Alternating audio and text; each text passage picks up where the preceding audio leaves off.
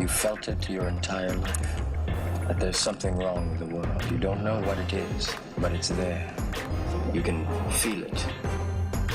Get up on out the bed and start to move your balls. Wake up a word and Solomon Jones. Word. You better wake up now. Good morning. This is Solomon Jones on 900 AM, 96.1 FM, WURD. I want to welcome you to another edition of Wake Up with Word, listening to Whitney Houston. Corey, so you know how music can like take you back to, certain times in your life? Oh, I know. Yeah. And so, I'm listening to that and I'm just thinking about how happy music was. Music was happy. You know what I mean? And we certainly still have some of that, but we have some stuff, man, that's like, yo, what is this? Right. You're like, what did you just say? What? I know. I mean, just crazy stuff. So, listening to Whitney Houston, it takes me back to a happier time. So thank you for that. We appreciate that. And we do have some good news. More than 2 million Americans have signed up for 2021 coverage during a special enrollment period on the Obamacare federal and state exchanges, according to the Centers for Medicare and Medicaid Services. The report includes plan selections from February 15th, when President Joe Biden reopened enrollment to the uninsured through June. Some 1.5 million people have signed up on the federal exchange, another 600,000 through 14 states and the District of Columbia. They run their own exchanges. But the special enrollment period for the federal exchange, of course, set to end August 15th. Officials say they're looking at extending it. States that run their own marketplaces have set their own deadlines. And you know what? All of this is good news. All of this is happy news, because in the midst of a pandemic, when health is the number one thing on everybody's mind, people need health insurance, and they need it more than ever. That's why I'm thanking God that Trump is not president, because anybody who would try to end affordable health insurance when people need it most should not be in leadership. And everyone who wants to see a doctor should have that right.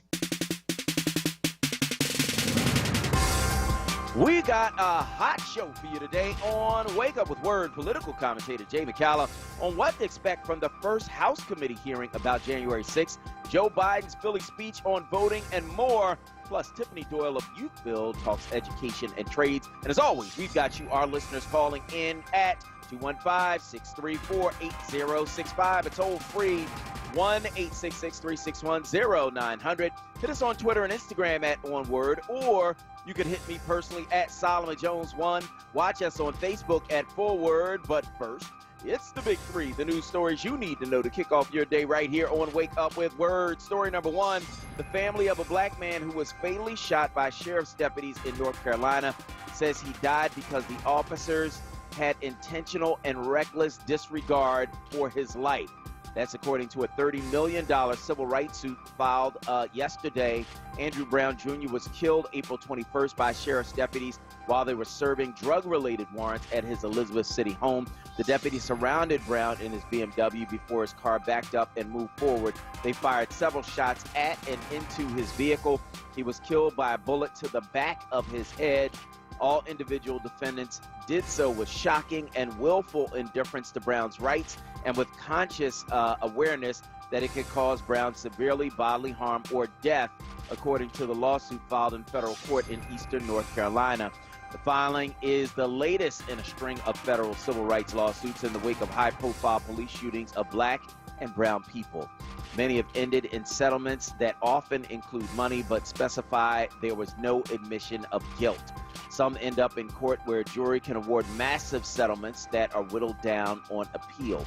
Family of George Floyd, who was killed in Minneapolis police custody last year, agreed to a $27 million settlement in March. In September, the city of Louisville agreed to pay Breonna Taylor's family $12 million and reform police practices. The lawsuit in North Carolina was filed by Brown's paternal aunt, Lily Brown Clark, who's the administrator for his estate. Attorneys for Brown's family have repeatedly said he was trying to get away and posed no threat to the deputies. District Attorney Andrew Womble cleared the deputies in May, saying they acted reasonably. I hope they get all of North Carolina. You know what I mean? Y'all got to stop killing us, man. I mean, that really is the bottom line. You know, the whole, it was justified. He was going to run us over with his car and all of this nonsense. No, he wasn't. He was trying to get away because you were shooting at him like anybody would do, right? And so stop with the, it was justified. You know, they even tried to justify the boy that killed George Floyd. Like, you can't justify this stuff. Stop it. Stop shooting us, man, in situations where you don't shoot white people. You know, and for me, that really is the bottom line. I don't want to hear anything else. Pay the family and do something different this time, right? Make some changes in your police department. Get rid of the sheriff. You know, bring in some new deputies. Bring in some people that, you know, who are actually going to treat us like they treat everybody else, man. Stop playing out your little racist fantasies through your job. And that's where I'm at. I'm just tired of it. You know, I'm tired of it. So am I. You know, and I hope they get every penny. Like, I at the end of the day, you know, he wasn't posing a threat to him. He was trying to get away from him. And if you trying to get away from somebody, you ain't attacking them. You're not coming after them. So why use deadly force? And we know why, because he was black. We know that's why. So no, you know, every single penny, they deserve it and more. Absolutely. Which brings me to another story. Somebody alluded to it yesterday. Janice Armstrong, my colleague at the Inquirer, wrote about it. The video, she said, is surprising. Two men inside a pro golf shop engaged in an all-out brawl. One of them, a longtime aide and cousin of Democratic State Senator Anthony Williams of Philadelphia. The fight happened November 10th at the club at Shannondale in Audubon, Montgomery County. Video of the altercation surfaced earlier this week after local TV stations began airing it, but there's no audio, so there's some dispute. Senator Williams, who's not accused of wrongdoing in the case, told Janice Armstrong that a group of about 8 golfers he'd been playing with became frustrated by the light rain and slow pace of action on the course, so he requested a refund, which was denied. He left the shop, and afterward, his aide, Jonathan Williams, reportedly made a similar request from the same employee, who turned him down as well. Senator Williams said his cousin told him he'd asked to see a manager and was told there is no manager. I'm the manager. They went back and forth. There was an argument. The manager told the cousin, plus I've already given you monkeys a discount and I'm not going to give you a rain check. That's Senator Williams' version of what happened. And so my cousin said, what did you say? The employee said, you heard me, and get the F out. And then my cousin said, get me the F out. And at one point in the video, you see Hunter Wagner, the store employee, come from behind a counter, walk toward the aide before the tussle begins. Wagner's lawyer denies that his client made a racial slur, and the lawyer says that he hadn't heard anything about a racial slur until now. The case has been since November, and both the lawyer for the gentleman, the golfer, who allegedly made the racial slur, and the police say nobody mentioned anything about a racial slur until now. So that's what they claim, and we will see what the truth is. But, you know, I don't see the man just punch him in the face for nothing. So, you know, we'll see what happened. I think it's 2 people who were in there, the cousin and someone else who was with him. And the other person says he heard that racial slur too, against the word of one man, the golf pro, who claims he didn't say that. Koisa, what do you think? I mean, I guess, you know, we'll just have to kind of see where everything lands. I mean, you know, the senator didn't have anything to do with this. It was other people. So, you know, I'm just going to keep, you know, trying to see what kind of comes about from all of this. But, I mean, I don't really have much opinion on Yeah. I'm gonna be honest. Well, here's the thing, right? So I worked in politics, and you know, one of the things that the elected official has to watch is, you know, what folks do around them, because they don't care about the other folks. They want your name in it. You understand what I'm saying? Yep. You know, and even if you had nothing to do with it, oh, he was there. Oh, he worked for him. Oh, that's his cousin. Oh, just put his name in it. You know, we don't even know the cousin name. We go put his name in it, and make sure we keep putting his name. And that's how it goes. That's how these things go. And so we'll see what happened. Again, you know, he had nothing to do with it. but we'll see what happens. It's a lawsuit, and they've also filed some criminal charges against the cousin. And so we'll see how this thing goes. He says that there was a racial slur, and that's how the whole thing started. So that brings me to story number 3. Let's title this, Why You Need Woke Black Judges. The Mount Laurel man whose racist tirade against his black neighbors was captured on viral video and sparked outcry this month will remain in jail until trial, a Burlington County judge ruled Wednesday, calling Edward Cagney Matthews a high risk to the community if released, and citing the 45-year-old white man's documented history of harassment against his neighbors and his extensive criminal record. Burlington County Superior Court Judge Terrence Cook sided with prosecutors to keep Matthews behind bars despite a public safety assessment recommendation that he be released. There are no conditions, monetary or non-monetary, that will ensure A, that the defendant appears in court, and B, the safety of the community and the particular of victims in this case, Cook said, after listening to Assistant Prosecutor Jamie Hutchinson detail Matthews' behavior over more than a year toward his black neighbors at the Essex Place condo community. Matthews' conduct prior to the July 2nd incident allegedly included slinging rocks and ball bearings through home and car windows of condo association board members, smearing feces on a board member's car, writing threatening notes and emails, and the list goes on and on. He appeared at the virtual hearing at a lectern, but he did not speak. He faces 14 charges, including criminal mischief, bias, intimidation, harassment, trespassing, stalking, and drug and weapons possession. Court-appointed attorney Anthony Rizzo urged the judge to release Matthews, a union construction worker who he said has lived in the area for nearly 40 years, under conditions that he not contact victims or potential witnesses, nor return to the condo community or Mount Laurel. So, you know, this judge was like, nah, you're staying in jail. You're staying in jail until your court date, you know. And I appreciate that, judge. Now, the judge happens to be black, but the judge used his discretion to make that decision, because here is this man harassing these elderly black people, you know, for well over a year. Why are you doing that? You know what I mean? Why are you shooting ball bearings through their car windows and homes? Why are you writing Ron as an N-word on the fence? Why are you smearing feces on their cars? And the judge said something else. He said, look, you know, after this, you know, after he does this to their cars, well, you know, maybe he starts aiming at the people. No, he's a danger. He's staying in jail. You know, now I'm looking at this case and I'm thinking that's reasonable, because this is somebody who's shown unhinged behavior over the course of a year. And now that he's been in jail, who knows what he's going to do when he gets out, you know, to get revenge against these elderly black people who are really in a position where they don't have a whole lot of defense, right? Except for the young neighbor that stood up for him and was like, nah, you ain't coming in their house like that. You understand? You know, and so here's my thing. I'm watching this case where this man was harassing these people, showed this pattern of behavior, and the judge rightly keeps him in jail.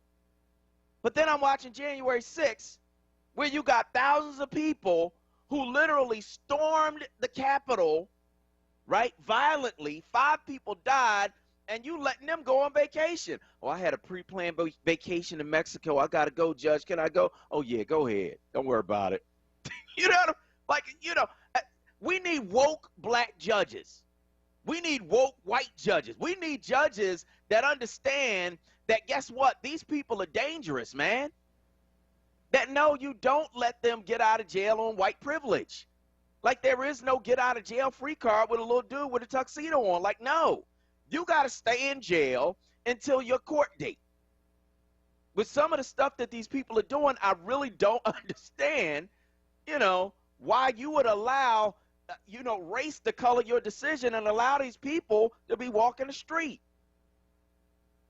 Yeah, Matthews ought to be in jail, but it's a whole lot of other people that should be in jail awaiting their court date too. I want to talk about it on the other side of this break. Give me a call, 215-634-8065. That is 215-634-8065. That is the number you can call to get in on the conversation right here at WURD. I'm Solomon Jones. We'll be right back. So many times we say to ourselves, I need to make a difference. Well, your chance is here. Center in the Park is holding a virtual volunteer event Friday, August 6, 2021 from 11 a.m. to 1 p.m. Advocate for those who can't, support those who can, and ensure all long-term care residents live with dignity and respect. Register for this Ombudsman event at info@centerinthepark.org. We all feel better when we do something that matters and when we do something with purpose. WURD Radio Digital Tip of the Month with Stephanie Humphrey. Brought to you by Comcast. Email phishing scams are nothing new, but they get more convincing and sophisticated every day. In the past, you'd get fake emails that seemed to come from your bank or credit card company, but now you could also see messages that appear to come from Amazon, PayPal, or Netflix as well. So how can you spot a scam? Look for misspellings or grammar errors in the email message. Most phishing scams try to scare you with a sense of urgency in the message that tries to get you to click on a link or provide account information. And one of the biggest telltale signs of a phishing scam is the email address of the sender. Pay close attention to where the email came from. A scam email address is usually totally unrelated to the company it's claiming to represent. Remember, a legitimate company will never send an email asking you for sensitive personal information, so if you're unsure, call the company directly and never click any links or open any attachments in the message. Stay safe online, stay tuned to WURD for more tips, and stay connected with us at wordradio.com. Now, a traffic update on WURD Radio. Good morning. This report sponsored by Audible. Volume getting heavy on the Schuylkill Expressway westbound, jammed up from Broad to Passyunk through Construction, Busy University through South. Eastbound delays Blue Route through the curving on Montgomery through Spring Garden. Westbound Vine Expressway slow from the Parkway through the Schuylkill Expressway this morning. Southbound 95 heavy Cotman down through Girard. Northbound side, your jam Common to Barry to Curlin. That is through construction as well. The Boulevard Route 1 southbound delays from 9th down through Wissahickon through construction. 55 north, you're jammed up Deptford in the 42. Summer is here and Audible is ready. Whether it's about road trips or just a return to your daily commute, stream bestsellers, new releases, great originals, and podcasts all in one app. Try it free for 30 days at audible.com. For more traffic information, log on to sigalert.com. Jim Bachman with your Philadelphia area traffic. Now, a WURD weather update. Here's NBC 10 First Alert meteorologist Bill Henley. Mostly sunny, hot, and humid today, up to 93 degrees. It will feel like it's in the upper 90s with the high humidity. A slight chance of a late day shower, then mainly dry overnight tonight. Down to 76 Friday morning, a hotter day tomorrow. 95 with sunshine will feel like 100 degrees. Clouds building on Saturday with a chance of late day showers and thunderstorms and still steamy, up to 95. I'm NBC 10 First Alert meteorologist Bill Henley.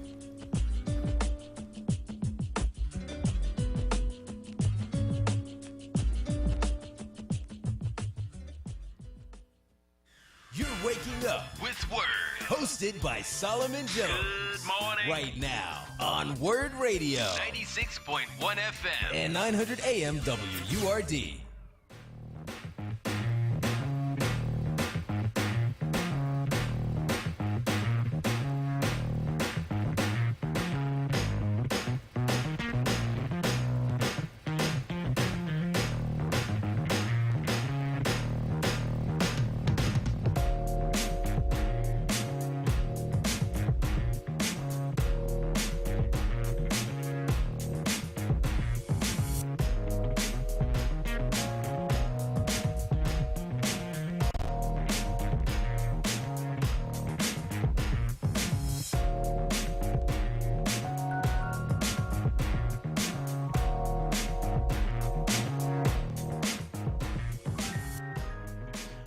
Good morning. This is Solomon Jones on 900 AM, 96.1 FM, WURD. And I want to welcome you back to Wake Up with WURD. We're, of course, taking your calls at 215-634-8065. That is 215-634-8065.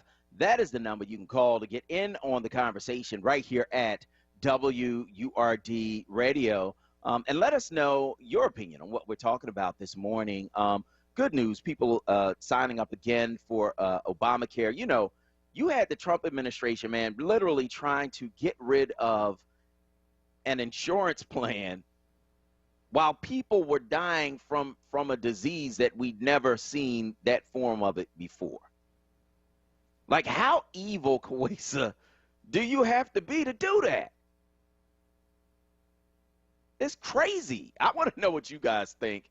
I'm glad, quite frankly, that he is not the president anymore. I mean, you know, somebody who was so intent on trying to cancel out the policies and really the legacy of the first black president, that he was willing to take away people's health insurance, right?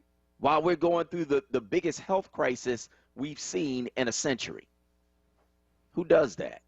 You know, and so people now signing up again on the exchanges, the federal exchange, as well as the states that run their own exchanges. That is a good thing. And, of course, our top 3 stories include story number 1, the family of Andrew Brown Jr., who was killed April 21st by sheriff's deputies while they were serving warrants at his Elizabeth City, North Carolina home. They are now suing for $30 million, saying that the deputies killed him with shocking and willful indifference to his rights and with conscious awareness that their actions could cause him severe bodily harm or death. It's the latest in a string of federal civil rights lawsuits in the wake of high-profile police shootings of black and brown people. The family of George Floyd got a $27 million settlement in March. The family of Breonna Taylor got $12 million and a promise of reform of police practices in Louisville. Unfortunately, none of that money can bring back their loved ones. And so we'll see what happens with that. Also talking about the video that has come out in recent days showing an aide of State Senator Anthony Williams fighting in a golf club. The cousin says, look, you know, the cousin who was the aide says that there was a racial slur. The guy who's alleged to have hurled that racial slur says there was not. His lawyer says this is the first they're hearing of it after 7 months. We'll see how that all shakes out. Story number 3, why you need woke black judges, right? The Mount Laurel man whose racist tirade against his black neighbors was captured on viral video and sparked outcry this month will remain in jail until trial. That according to Burlington County Judge Terrence Cook, who says the man is a danger to the community. And clearly that's true because that racist tirade was just the latest of what he's done. He damaged people's cars, shot BBs through their car windows, their house windows, threatened elderly black board members of that condo board there. You know, just unhinged behavior. And you don't know what he's going to do next. So the judge says, no, you're a danger to the community. You have a lengthy criminal record. You need to stay in jail. To which, from me, you get applause. I want to know what you think because I'm watching this, and then I'm watching January 6th where they're like, oh, Judge, I know I'm charged with storming the Capitol and treason against the country, but can you let me go on vacation? And the judge like, sure. I mean, like, what? So I want to know what you think, man. What should these judges be doing? 215-634-8065 is the number. Jacob from Alny's on line 1. Go ahead, Jacob. Hey, peace be unto you, Brother Solomon. Same to you. Look, you're going to be on TV tonight, ain't you? I was on TV last night. Oh, last night. Okay. I'm going to have to go back and retrieve that, okay? Yeah. See, I'm a little behind, you know. But, well, I'm going to get that and watch it. But, you know, Solomon, there's a new book out. I think it's titled Only I Can Fix It, right? And these generals, man, that was talking about 45 last days in the White House. And, I mean, they were saying the guy was unhinged, that he was actually thinking about, you know, using, and even Hitler came out of his mouth, they're claiming, right? And you remember when it was protests, I think it was either Portland, Oregon or Seattle, Washington, where white people were starting to be arrested, right, by people. They were saying, well, who are you? They just had on dark clothes, right? Yeah, it was Portland. And they were saying, like, well, who are you? I heard them kept asking, right? These white folks now. And they said it was, like, similar to the brown shirts who worked for Adolf Hitler, that he was using the same tactics. You know what? We better wake up everybody because it's no more sleeping in bed, man. We no more. We got to think ahead, like the song say, because I don't think America can stand a second attack. You know, they tried, they lost by the grace of God, right? And we better get on the good for that. Like I said last night, I enjoyed some of that game last night. But us who enjoy and need freedom, we better do that, but then understand what these white racists and these people, the Republican Party, have said. Look, we're going with the Adolf thing, but we've got to keep our white power by any means necessary. Now, I know America, God didn't save America and put my people here for 400 years to hand it over to that. How about that? But thank you, brother. Look, we got to keep on doing, as the Reverend Joe say, we got to keep on doing what we do. Because what we're doing is fighting for what our ancestors prayed for, and that's for us to get our equal rights deserved, and you know, in this country here, and in the whole world is we can go in outer space if we got enough money, right? How about that? How about that? They already showed that. Yeah, I hear you, man. Thank you, Brother Jacob. We certainly appreciate that. Yeah, I was on TV last night, myself, one of our mentees, several other people from the Man Up PHL program. Shout out to Aaron Baskerville, the reporter from NBC 10, who called and wanted to cover some of what we are doing through our Listening to the Streets program. We certainly appreciate that, and we appreciate all of the people who help to make what we do possible, man. We are on the cusp of something great and really affecting the lives of these young men, man, one life at a time. I went yesterday, I was hanging out with my son, and I went to go see one of our mentees, Tony, and met his grandmother, his other grandmother. Now I've met both of his grandmothers, right?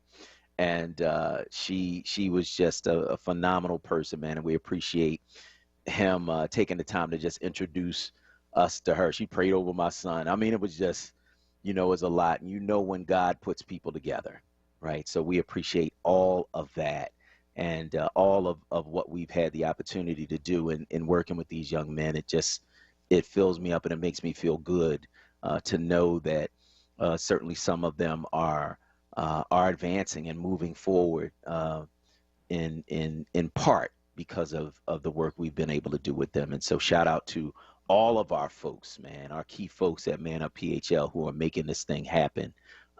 We appreciate each and every one of you. So, but what Brother Jacob was talking about in terms of this story, it is absolutely crazy. So, you know, it has to do with the last days of the Trump administration where the generals at the Joint Chiefs of Staff had to put together their own plan for what they would do if Donald Trump tried to use a coup, right, in order to stay in power after losing the election handily.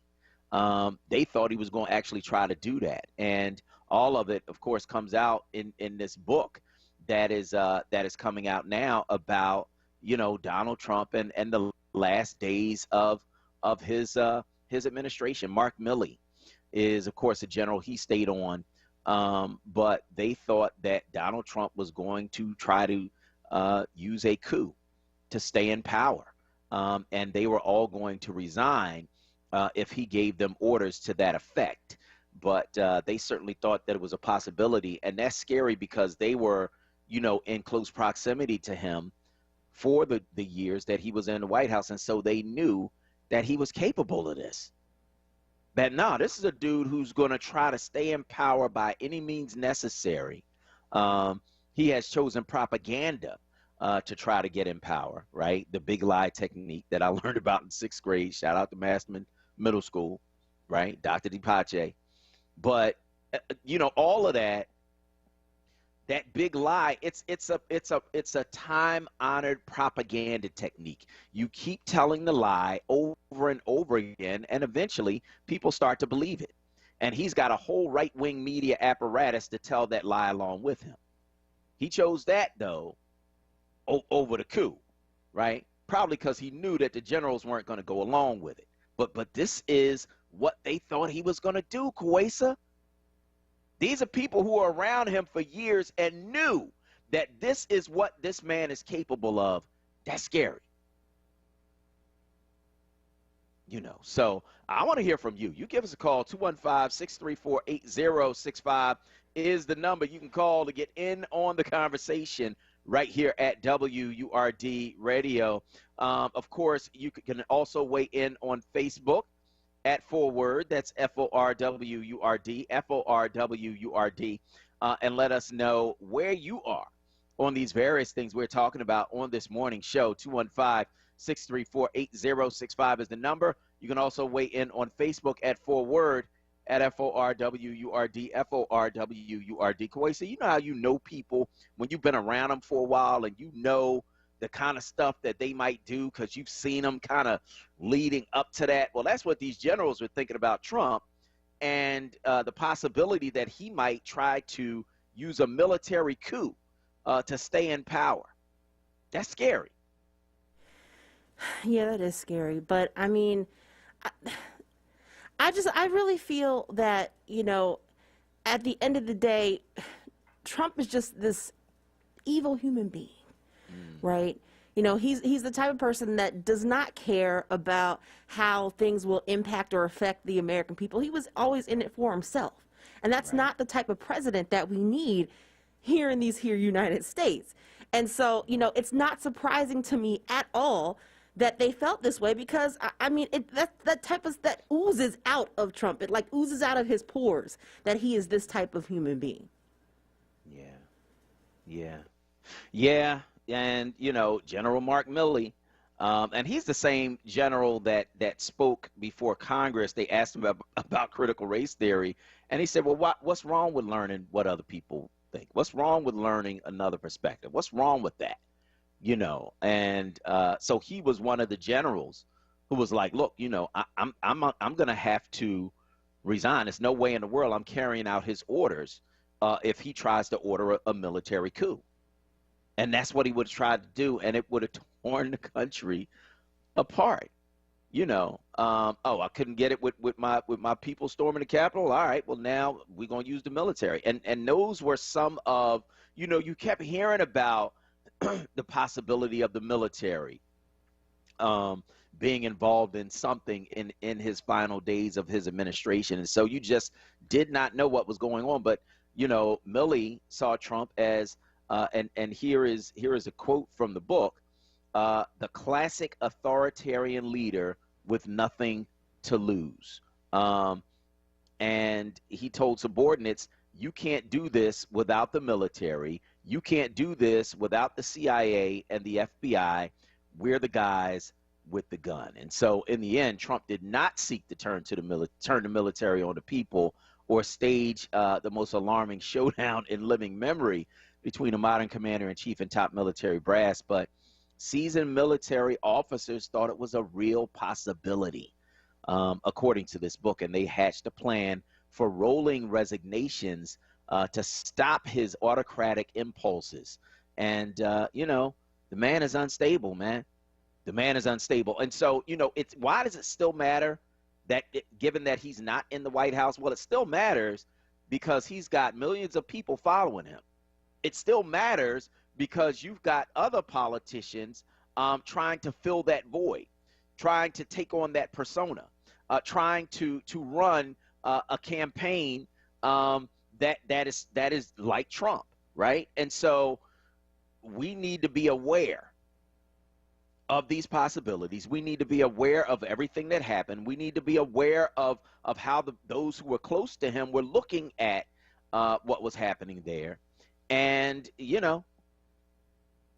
gotta stay woke. We gotta be aware of it because this is what could have happened. And when you look at history, I've always said history doesn't tell you what did happen. History tells you what's going to happen. And so we need to be aware of what was happening in these final days of his administration because guess what? It could happen again. We're going to go to break. On the other side, we're going to continue the show right here on WURD. Students, parents, teachers, guardians. 100 Black Men of Philadelphia is offering free mentoring programs this summer to help provide an alternative to the gun violence plaguing our city. Our programs build character, body, and mind of our boys 1st to 12th grades through paid high school internships, book clubs, fishing, physical fitness, and more. Register today at www.100blackmenphilly.org and click events or call 267-258-2900. Family Therapy Vignette Moments with Dr. Lucille Ijoy. Ladies and gentlemen, when you complete a job, you feel so much better. You'll sleep better, you'll feel satisfied, you may even cook a fancy meal and share it with a neighbor. When you complete a job, you will rest better and breathe. Breathe, everybody. Let me hear you breathe. Whew, breathe again, breathe again. It's very important to breathe. Say, you have completed a job. Well, after the job is completed, it's time to dance. It's time to tap your feet. And you're going to listen to something called Shake, Rattle, and Roll by Joe Turner. Here it comes. Shake, rattle, and roll. Shake, rattle, and roll. Shake, rattle, and roll. Shake, rattle, and roll. Well, you won't do right to save your doggone soul.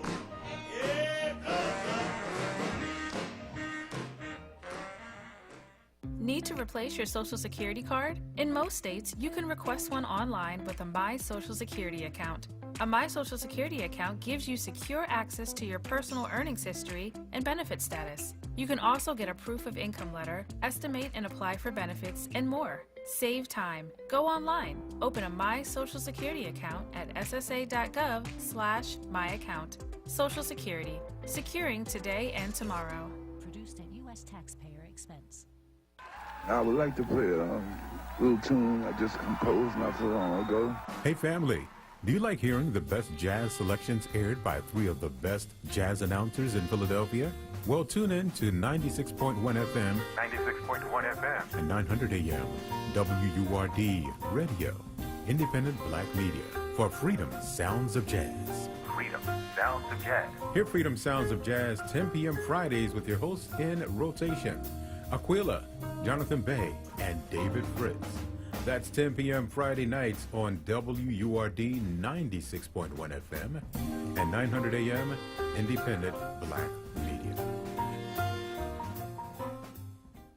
Now, a traffic update on WURD Radio.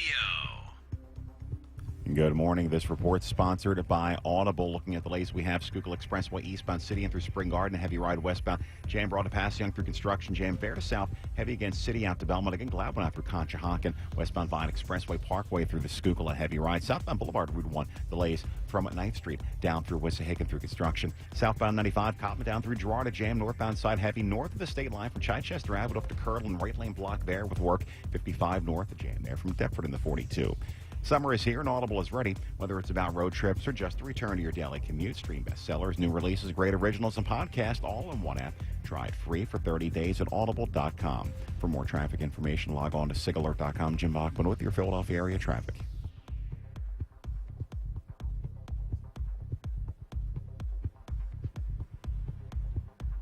Now, a WURD weather update. Here's NBC 10 First Alert meteorologist Bill Henley. Mostly sunny, hot, and humid today, up to 93 degrees. It will feel like it's in the upper 90s with the high humidity. A slight chance of a late day shower, then mainly dry overnight tonight. Down to 76 Friday morning, a hotter day tomorrow. 95 with sunshine will feel like 100 degrees. Clouds building on Saturday with a chance of late day showers and thunderstorms and still steamy, up to 95. I'm NBC 10 First Alert meteorologist Bill Henley.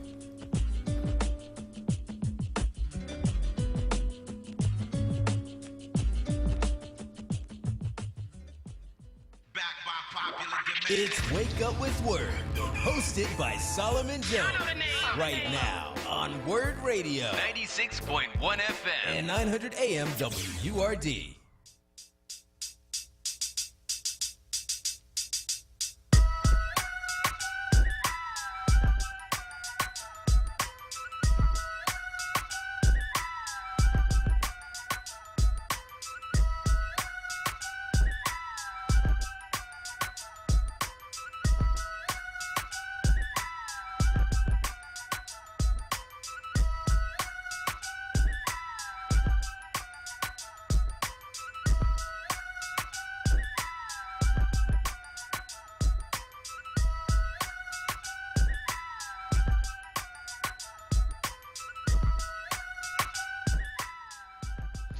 Good morning. This is Solomon Jones on 900 AM, 96.1 FM, WURD.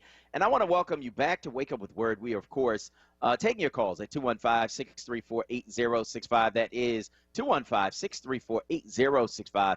That is the number you can call to get in on the conversation right here at WURD Radio. And let us know where you are in these various things we're talking about on this morning's show. Kawesa, did you hear that Cornel West stepped down at Harvard University? Yeah, I did. He sent a scathing letter and resigned, and I did hear about that. Mm-hmm. You think he copying off Nicole Hannah-Jones? I don't. I'm just saying. I'm not saying. I'm just saying. I mean, maybe there's a spot for him at an illustrious HBCU. I have my feelings about Cornel West, so I'll keep them to myself. But I won't. I was mad at him when when he was going around trashing Obama. Yes. Hold up, dog. All right, now you're doing too much. Too much. I can see you say one or two things or whatever, but after that, shut up. That's the first black president. Why are you doing that? Yeah. I didn't like that. I didn't either. You know what I mean? Him and Tavis, I got to be honest. I was mad at both. Why are y'all doing that? Mm-hmm. So, anything that he does at this point, for me, it's kind of shaded by that. So, yeah, he resigned, and he said, a number of things in this letter. He had been denied tenure at Harvard, which is ridiculous. But a prominent professor of African-American studies, progressive activist. He was teaching at Harvard Divinity School, and so he wrote this letter, posted it to social media. But his battle over tenure had been before, I think, Nicole Hannah-Jones's. And so after she said, I'm turning down, he was like, you know what? Yeah, me too. So he wrote this scathing letter and said, the disarray of scattered curriculum, the disenchantment of talented yet deferential faculty, and the disorientation of precious students loom large. Alliteration on fleek. You know what I mean? So that's what he did. And, now he's resigned, and I think he's a free agent. So you think Howard's going to call him too? Yeah, I don't think so. But, also, and I'm trying to, I don't want to quote it wrong, but I thought that he came out against Howard some time ago because they had decided to remove classics from their literature department, Homer and all those, the Iliad and all that. Odyssey, all that stuff. And so, I think that, so I'm pretty sure Howard's like, you were trying to trash us not too long ago. So I'm pretty sure, that might not be in the cards for him. And, I think that, at the end of the day, for me, I guess just because of the fact that, I have read the romances and all those literature. I've read them. I don't know if it's made me a better person because of it. Yeah. Maybe a little bit more well-rounded because I'm just, knowledgeable about some of those things. But I think that once you get to, higher learning and you're going to an HBCU, we need to be reading our classics. We need to be reading our stuff. That's what I'm talking about. And so, I don't know if he's the brand that they, that they would be looking for. So I don't know. There's always Hampton though. Your alma mater. Don't you want to you don't want to met your alma mater? Don't say it. Don't speak it into the atmosphere. I don't want it there. Because a lot of us will probably be looking at him sideways like, y'all just really? Y'all no. Yeah, I can't. I really can't. Yeah. He did. He went after HBCUs for doing that. I can't get down with that. And as a black person, I'm like, no, respect our own. If you're going to HBCU, you trying to, maybe possibly be kind of more African centered and black centered. We gotta read them classics if you don't want to. Shoot. That's right. Read some Richard Wright. Right. Langston Hughes. Read some Langston Hughes. Read Their Eyes Were Watching God. It's one of my favorite books of all time. Read some of our stuff. So I'm with you. Read some Zora Neale Hurston. Give me a call. 215-634-8065 is the number you can call to get in on the conversation. Abdul from West Philly is on line one. Go ahead, Abdul. Good morning. Good morning. What was the brother's name who just resigned from Harvard? Cornell West. Yeah. I didn't hear that. This was news to me. Yep. And you know, I think it's a shame in a sense because you know what? I don't think we have a whole bunch of national leaders, you know, that we know of that stand out and talk about a lot of our issues. You know, I mean, most of the people that I remember who I hear anything about these days are still some of the older people. You know, I mean, I think that's so a little crazy as far as I'm concerned. But at any rate, I was calling because I just heard a news interview about one of the Philadelphia police officers, officials, or one of the higher up police officers, and he was talking about all the shooting deaths that occurring, as it turns out, nationwide. One of the stats it is nationwide. Lady said murders are up in Portland 120%. Yeah. And, you know, and they were talking about all over the country, Cleveland, Atlanta, New York. And so my question is, do you think it's impossible to find out where all these guns are coming from? Yeah, I think it's possible.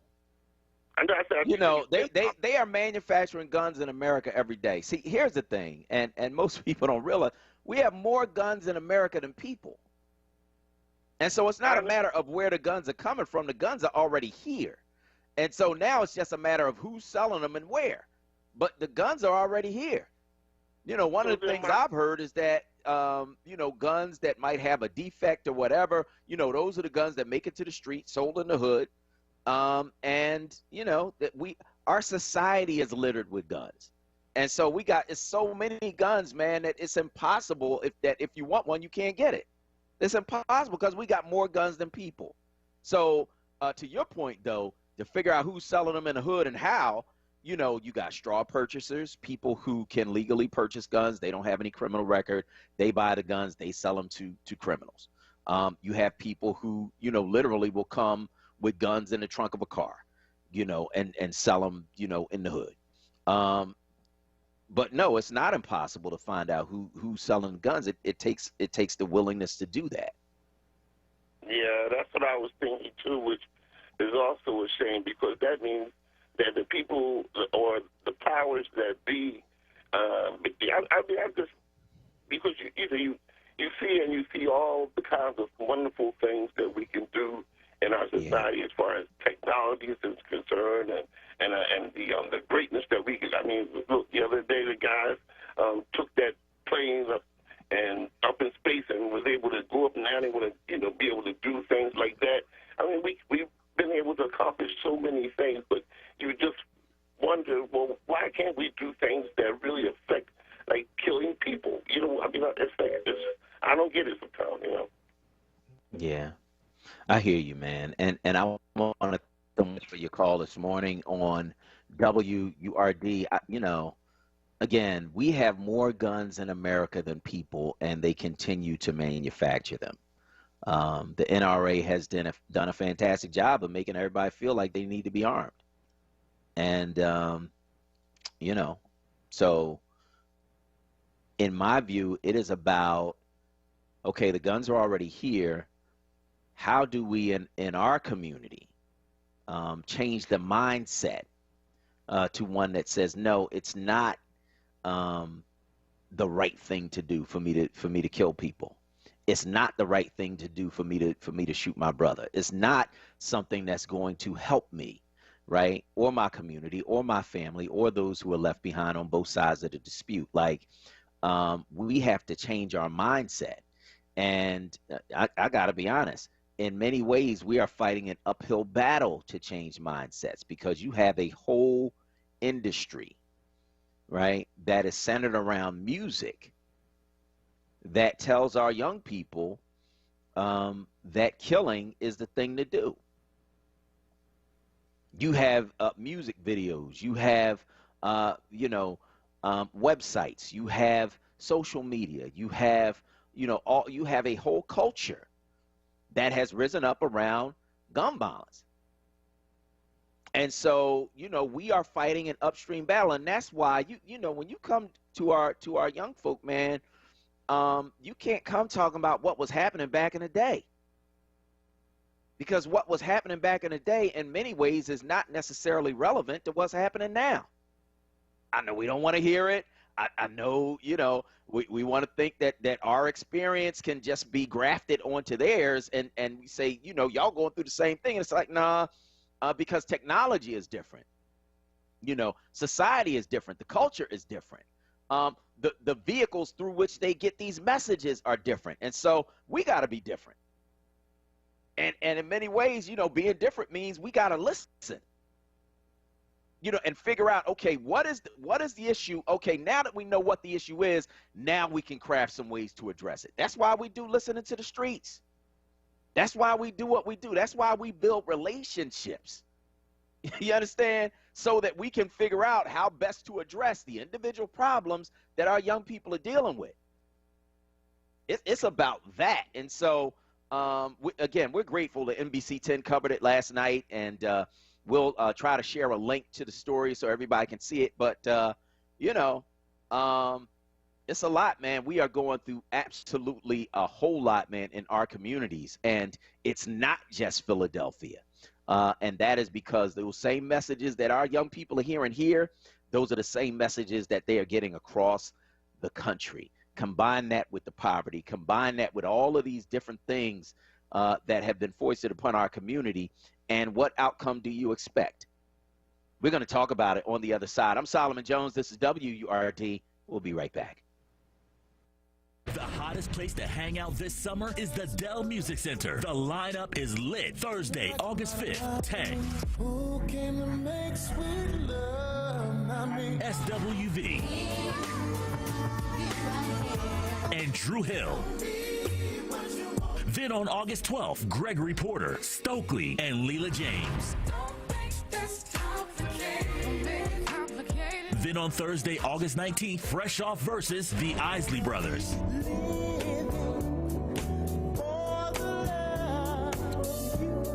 Performing all their greatest hits with Kelly Price and Carol Riddick. Get your tickets at the Dell box office and Ticketmaster.com. This is going to be an incredible season with Tank, SWV, Drew Hill, Gregory Porter, Stokely, Leela James, Carol Riddick, Kelly Price, and the Isley Brothers. For more information, log on to the DellMusicCenter.com. If you or a loved one is searching for a home care agency that provides care both needed and deserved, call My Independence at Home at 215-921-2277. Featured in Oprah Magazine, My Independence at Home is committed to quality, compassionate home care for the elderly and adults with both physical and intellectual developmental disabilities. Call 215-921-2277 today for a free in-home consultation, or visit us on the web at MYIA.org. Now, a traffic update on WURD Radio. Good morning. This report sponsored by Audible. Looking at the latest, we have Schuylkill Expressway eastbound City and through Spring Garden, heavy ride westbound. Jam Broad to Passyunk through construction. Jam Bear to South, heavy against City out to Belmont. Again, Gladwin out through Conshohocken. Westbound Vine Expressway Parkway through the Schuylkill, a heavy ride. Southbound Boulevard Route 1 delays from 9th Street down through Wissahickon through construction. Southbound 95 Cotman down through Girard to Jam. Northbound side heavy north of the state line from Chichester Avenue up to Kirtland. Right lane block there with work. 55 north of Jam there from Deptford in the 42. Summer is here and Audible is ready. Whether it's about road trips or just a return to your daily commute, stream bestsellers, new releases, great originals, and podcasts all in one app. Try it free for 30 days at audible.com. For more traffic information, log on to sigalert.com. Jim Bachman with your Philadelphia area traffic. Now, a WURD weather update. Here's NBC 10 First Alert meteorologist Bill Henley.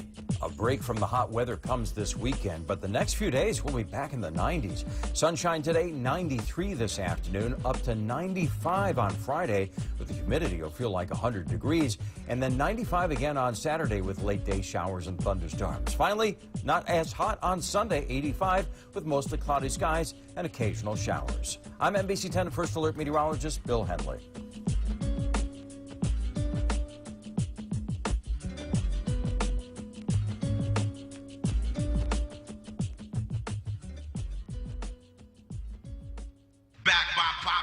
It's Wake Up with Word, hosted by Solomon Jones.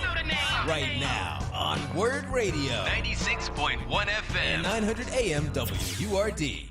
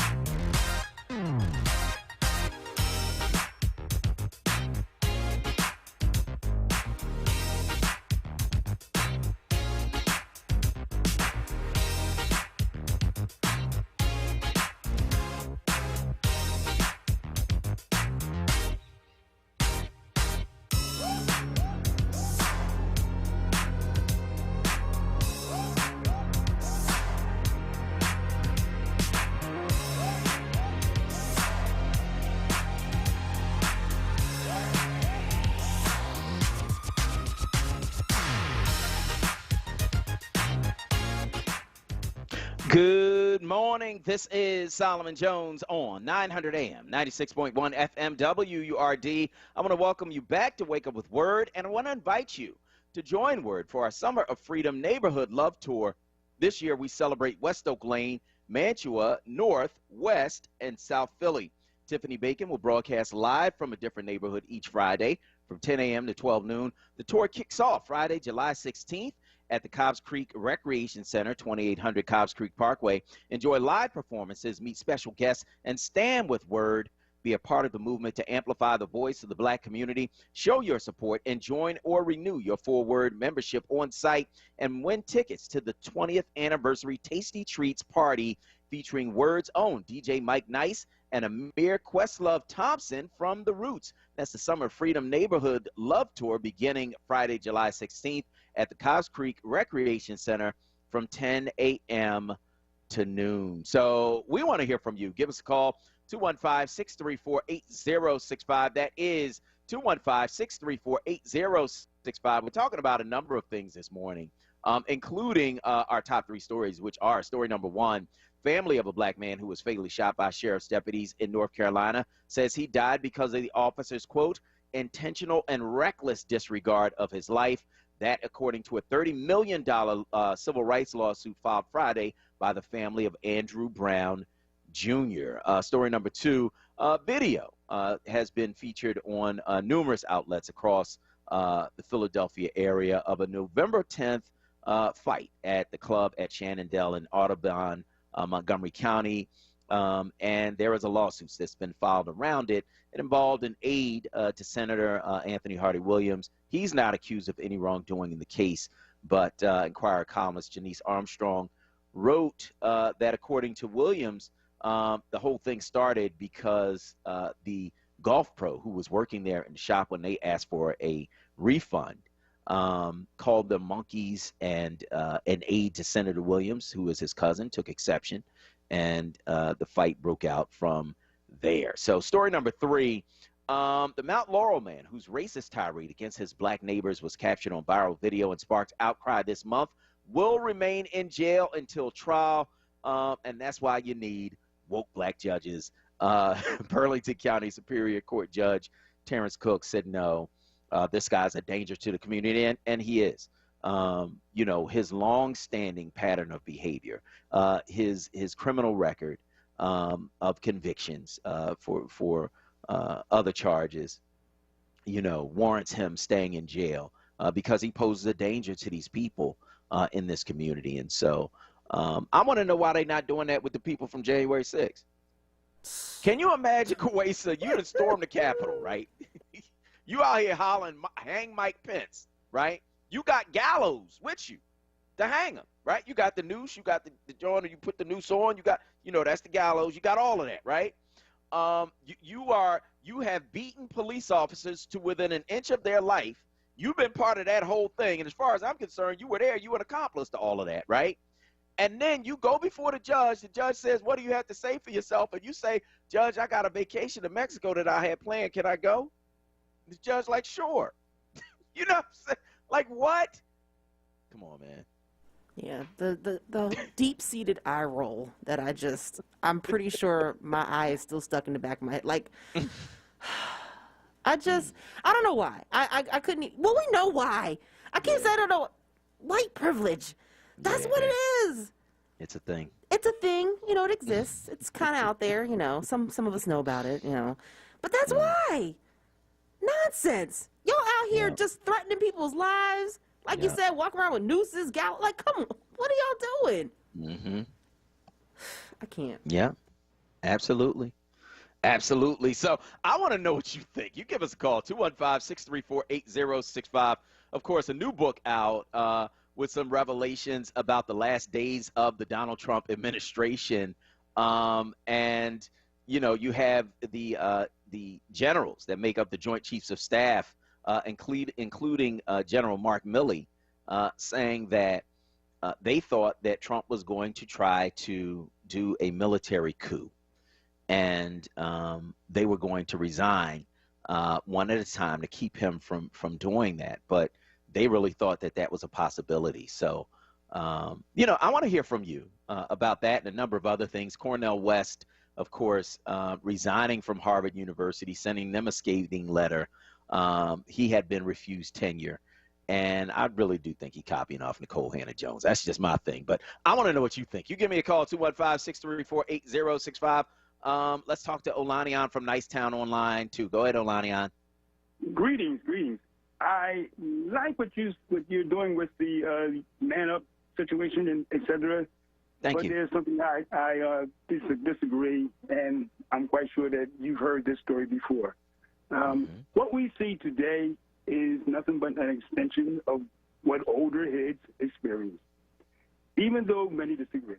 When a woman, man, people, rock, whatever, goes down a hill slope, we have physics laws such as force divided by mass equals acceleration. In other words, if you place black people into so-called slave ships and add racism to that force with the assistance of the size of the people, then it equals a fall that accelerates and goes faster and faster into gun violence that we had today. Oh, I absolutely agree that there's a historical element to all of this, and that racism is at the root of it. I absolutely agree with that. But where I would quibble is that some of the things that these young folks are dealing with are stuff that we couldn't have imagined. You couldn't imagine that there would be social media where you can shoot someone, right? And then take pictures of what you've done, put it on social media, and brag about it, where you could track your enemies using their social media posts and the social media posts of those who are associated with them in order to track them down and kill them, where you could use all of this technology in order to carry out this animus that you have against each other. I think that all of those things are new and are different, and we have to acknowledge that. That's all. And they are part of falling. When the rock falls, it speeds up. Technology helps us speed up. That's what's happening. Okay. Falling. All right, peace. Thank you, man. I appreciate your call this morning on WURD. Anthony from Delaware is on line 3. Go ahead, Anthony. Good morning, Solomon. I just want to apologize to you personally and the WURD family for my strong opinions on the last time we spoke, and I just want to say I'm sorry. You know, they were strong opinions. That's the way. Okay. I just felt that way. You know, didn't mean to disrespect it. You know, we've been talking for years. I kind of figured you kind of, you know, who I am, even though we've never met before. Yeah. But since the last time we talked, I've really kind of shut down from the news and things, and kind of been looking at the YouTube on like the manosphere type of thing. Yeah. And I don't know, it just seemed like we just really need to our community, we can solve our own problems, but we got to be honest with our people. I know it's going to hurt feelings, but we got to got to be honest with our people and just be straight that we are damaging ourselves, you know, that we got to promote marriage. We got to promote families, you know, no babies before marriage. And we can cut poverty and all that, but we got to promote families, and we got to make the man and the woman's relationship meaningful. It is important to make strong communities and strong people, and then we can move forward. We can do this ourselves. We've got to promote this. I hear you, man. I don't disagree. Be honest with you, I don't. I think that you know, I've been married for 21 years, and you know, it literally changed my life, made me better, made me more responsible, made me more loving, more understanding, more caring. It made me into a better person, and it made my children into better people. And so, you know, I do not disagree with you at all. But I think that on the flip side, I think we also need to help folks along who are not in a marriage situation, right? Who already have children that need to be taken care of and need to be loved. And I think that's where the village comes in. And we have to help each other, man, whether we are in a family situation or not. And I think that men have to step up, right, and step into the lives of these children where a father is not present and try to help. You know, we can't just stand there and watch our kids, to Olanian's point, just roll downhill and gather that momentum and keep rolling to the point where, you know, they crash. So I agree with you, man. And I think we all have to help each other, whether we are in those marriage relationships or even heading to those marriage relationships or not. Okay, have a good day. All right, brother. Thank you for your call this morning on WURD. We certainly appreciate that. And we want to hear from you. So, Sharif from West Philly on line one. Go ahead, Sharif. Good morning, Solomon. Thanks for picking up my call. You're welcome. Solomon, I actually, feel sometimes or think sometimes, especially when it comes to, within our communities, and when Democrats are trying to push, how they can help our communities, sometimes I feel like they don't really go to the right people, and people like you, you deserve to be called, to the White House so you can discuss what you guys are doing, the curb violence within the city, and young men not really having the opportunities provided to them. And this rise in crime within the city is getting me worried that they may try to start locking up more young people, more people in jail, and that is not the solution. At the same time, this police reform, that is stalled right now at the Senate, is now becoming, why do we need police reform? Because police are leaving the force, and I think this is a great opportunity for us to recognize that, the black community are the actually one being affected in this gun violence, okay? And no one there wants to call the police, and the police come and they end up shooting you dead. So there has to be that balance that police should be accountable for their actions, and that's why we need to pass police reform. And there should be more investment within the communities, okay, after-school programs and to, mentor, all those kind of things. And that's just the reason why I wanted to call this morning, Solomon. Thank you for picking up my call. Thank you, Sharif. We appreciate you, and thank you for your call this morning on WURD Radio. We want to hear from you. You give us a call, 215-634-8065. That is 215-634-8065. That is the number you can call to get in on the conversation right here at WURD Radio. You can also weigh in on Facebook at FORWURD, at FORWURD. That's FORWURD. And let us know where you are on these various things we're talking about on this morning show. Kawesa, what are they saying this morning on Facebook?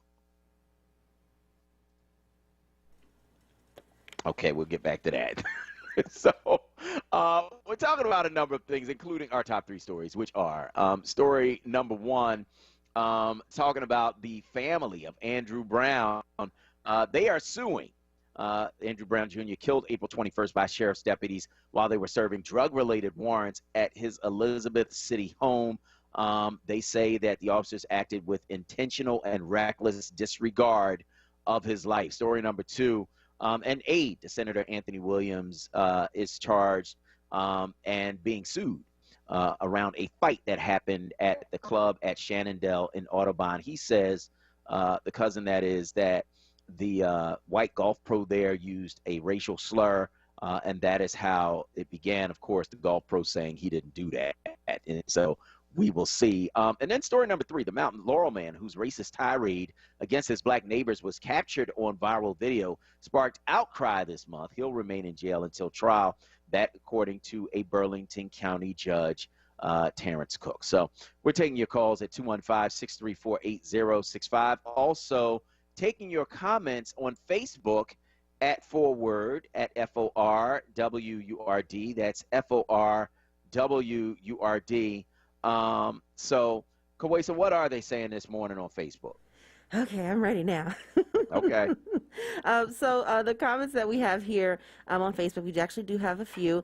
So Anita Winters Green, good morning to you. Thanks so much for checking us out. Miss Cheryl Brown, thanks so much for checking us out also this morning. And also Walter Davis. Zem Motley says, one thing to consider is study how family life was before we came to this place. It had to be better than the land of captivity for us. Get back to the ancient ways. So that is her comment. I mean, his comment, excuse me, I apologize then. Gary Q. Hines is saying hello, and he's looking forward to Jay McCalla on the other side. And then we also have Rebecca Truxton checking us out also. Walter Davis says, truly, we as men must lead by example so our children will have a real man to look up to. Alicia Shorter says, good morning. Just to chime in, a lot of black people are calling marriage out as being antiquated and as part of the system to keep us down. Just sharing what folks say. So that's her comment as well. Lord have mercy. I mean, you do have a lot of folks who feel that way. I don't feel that way. I want to be married, so. But I hear you. I know there are a lot of folks, and I hear that especially, with my generation. They're like, marriage who? Like, what? I'm not doing any of that. That was her comment. Deborah Dorn Carter. Solomon, as I mentioned before, 45 has empowered his people to say and do what they feel, and that's exactly what they're doing. What happened at that golf club was not unusual. Senator Williams' cousin was probably provoked. How many times are you supposed to keep ignoring people? He probably wouldn't have stepped to him. That worker said something, bottom line. Yeah, I hear you on that. Yeah, because usually we're not. Like, if we're going to be chill, but then if you get in our face like that, no, you ain't going to come around this counter and act like, so, I'm sure that something was said. We did have a couple other comments over on YouTube. Malcolm White, thanks for checking us out. He says, wow, it's deep to think about what could have happened if Trump ordered a military coup. And then also we have Ryan Williams saying West is a copycat. Lola Khan is saying good morning to us over here. And Joanne Kemp is saying, maybe Cornell wanted to make a grand departure. He is 68 years old. Write some books and give a few lectures. So that's her comment there. And then we also had a couple other people who had weighed in. I was trying to grab someone's comment. I thought it was kind of controversial, but now I can't find it. Of course, I know I saw it. I think it was. Never mind. I took a picture of it, and now I can't find it. Whatever. I'll find it later. Kenneth Adams says Obama was U.S. president to push everyone's issues but ours. Even his Eric Holder Justice Department was weak against police brutality. So that's what he said. Not true. Yeah, I don't think that's true. But go ahead. Yeah. So that's what he was saying there. And then also someone else had mentioned. Oh gosh. Okay, yep. I knew it was Kenneth who said it. Okay, so he said, sorry, Solomon, but Cornel West and Travis know that we know they were right on Obama did nothing for Black America at 97% truly. And he didn't have we had to vote people in to help him pass some of these laws and do things for our folks. And he wasn't just our president; he's the president of, the country. And so, I disagree. But and then Kwesi Vickers looks like he's disagreeing here as well. He's saying that I disagree. Just having a black man in that job will change the mindset of many generations to come. So those are just a few of the comments that we have here on our Facebook page. Shalasi said, Kofa, thanks so much for checking us out. Also, Bilal El Muhammad and Sandra Fields, thanks for checking us out as well. And also, Phyllis Williams is saying, Solomon, I missed the Man Up PHL program on TV last night, but maybe it will come on again. So those are just, like I said, some of the comments that we have. But it looks like we need to go ahead and go to break. So make sure you keep it locked to WURD 96.1 FM, 900 AM, and we will get right back to you. Are you an educator looking for a life-changing opportunity? Youth Build Philly Charter School might be the home for you. Apply to Youth Build to join a family of educators dedicated to learning and growing with young people. Check out current opportunities at youthbuildphilly.org or follow them on social media at YouthBuildPHL. Join Youth Build today. Youth Build is now accepting applications for the class of 2021. Join WURD for our second annual Neighborhood Love Tour. This year we celebrate West Oak Lane, Mantua, North, West, and South Philly. I'm Tiffany Bacon. I'm going to broadcast live from a different neighborhood each Friday from 10 a.m. until 12 noon. The tour kicks off on Friday, July 16th at the Cobbs Creek Recreation Center, 2800 Cobbs Creek Parkway. Enjoy live performances, meet special guests, and stand with WURD. Be a part of the movement to amplify the voice of the Black community. Show your support and join or renew your 4WURD membership on site. That's the Neighborhood Love Tour beginning Friday, July 16th at the Cobbs Creek Recreation Center from 10 a.m. to 12 noon. WURD, showing love this summer. The WURD Radio Neighborhood Love Tour is sponsored by Comcast and supported by Pico, Keystone First, and Ready Set Philly. Tune in this Sunday at 2 p.m. for the Gastrology Conversation Show, providing information and understanding about your colon health with Dr. Stephen Blake. Now, a traffic update on WURD Radio. And good morning. This report sponsored by ExpressPros.com. 95 southbound, still a jam ride this morning from Cottman Avenue down through Girard. Northbound in Delaware County are jammed from Chichester Avenue through Curlin. Right lane block with construction. Big delay there northbound through Delaware County. Westbound Vine Heavy Parkway through the Schuylkill Expressway. Schuylkill westbound jam Broad to Passyunk through construction. Jam Fair to south. Again, Heavy City out to Belmont. Again, Gladwin out to Conshohocken. Eastbound City through Spring Garden. A busy ride there. Southbound Boulevard Route 1 delays 9th Street down to Wissahickon through construction. 55 northbound. Heavy Deptford into 42. 42 northbound between 55 and 295. A bit slow. Looking for a job? Contact Express Employment Professionals and be part of their national hiring event. With one application, Express connects you with multiple employers and never charges a fee. Go to expresspros.com, find your nearest office, and call Express today. For more traffic information, log on to sigalert.com. Jim Bachman with your Philadelphia area traffic. Now, a WURD weather update. Here's NBC 10 First Alert meteorologist Bill Henley. Mostly sunny, hot, and humid today. Up to 93 degrees. It will feel like it's in the upper 90s with the high humidity. A slight chance of a late day shower, and mainly dry overnight tonight. Down to 76 Friday morning. A hotter day tomorrow. 95 with sunshine will feel like 100 degrees. Clouds building on Saturday with a chance of late day showers and thunderstorms and still steamy. Up to 95. I'm NBC 10 First Alert meteorologist Bill Henley.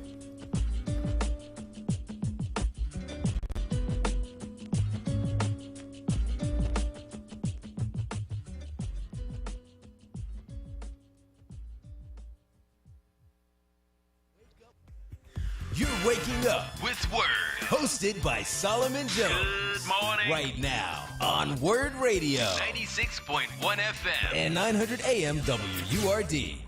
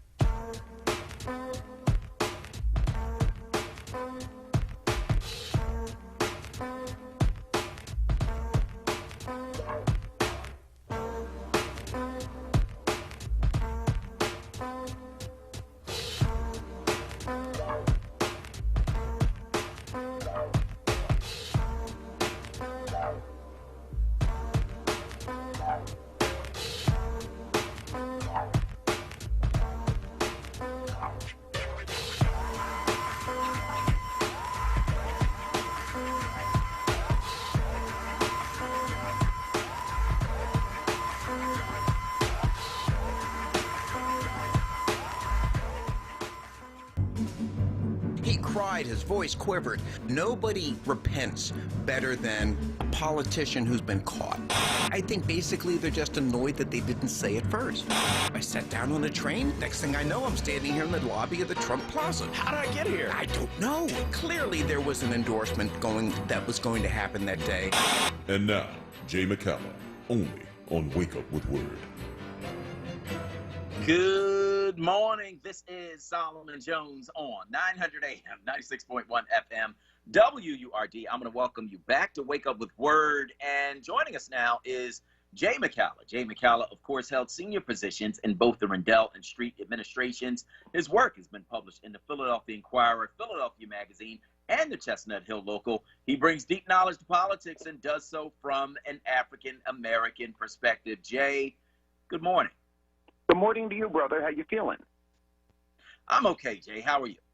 I'm great. I'm looking forward to a good day, as usual. As usual. I hear you, man. I hear you.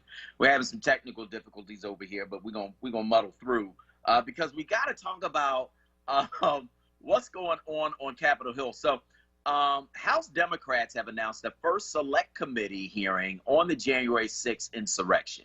So that hearing is going to take place July 27th, and it's going to feature police officers who were there.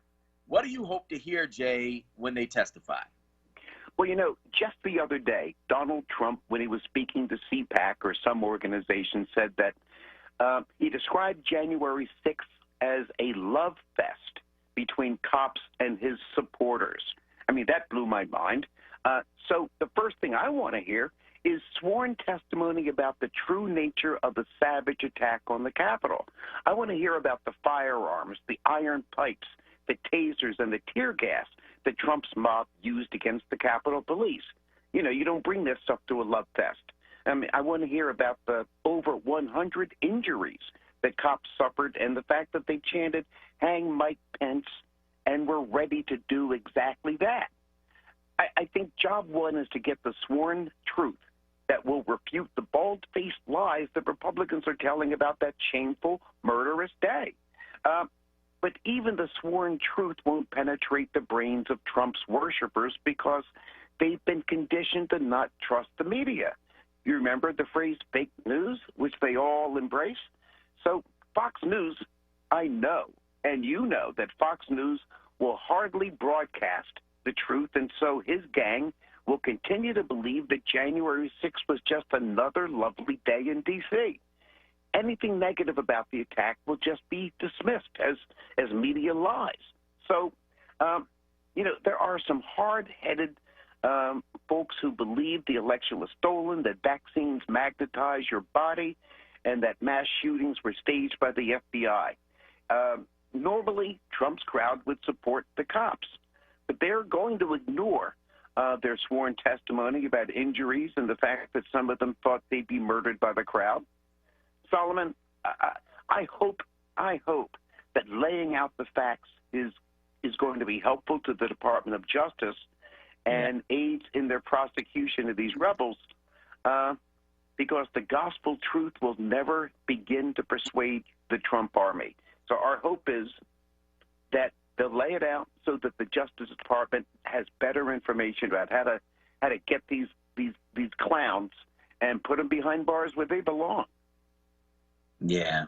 You know what's deep, Jay, and I've been talking about it this morning. So the guy who went on this racist rant in Mount Laurel, New Jersey, right? He goes before the judge, and the judge says, no, you got to stay in jail because you're a threat to this community.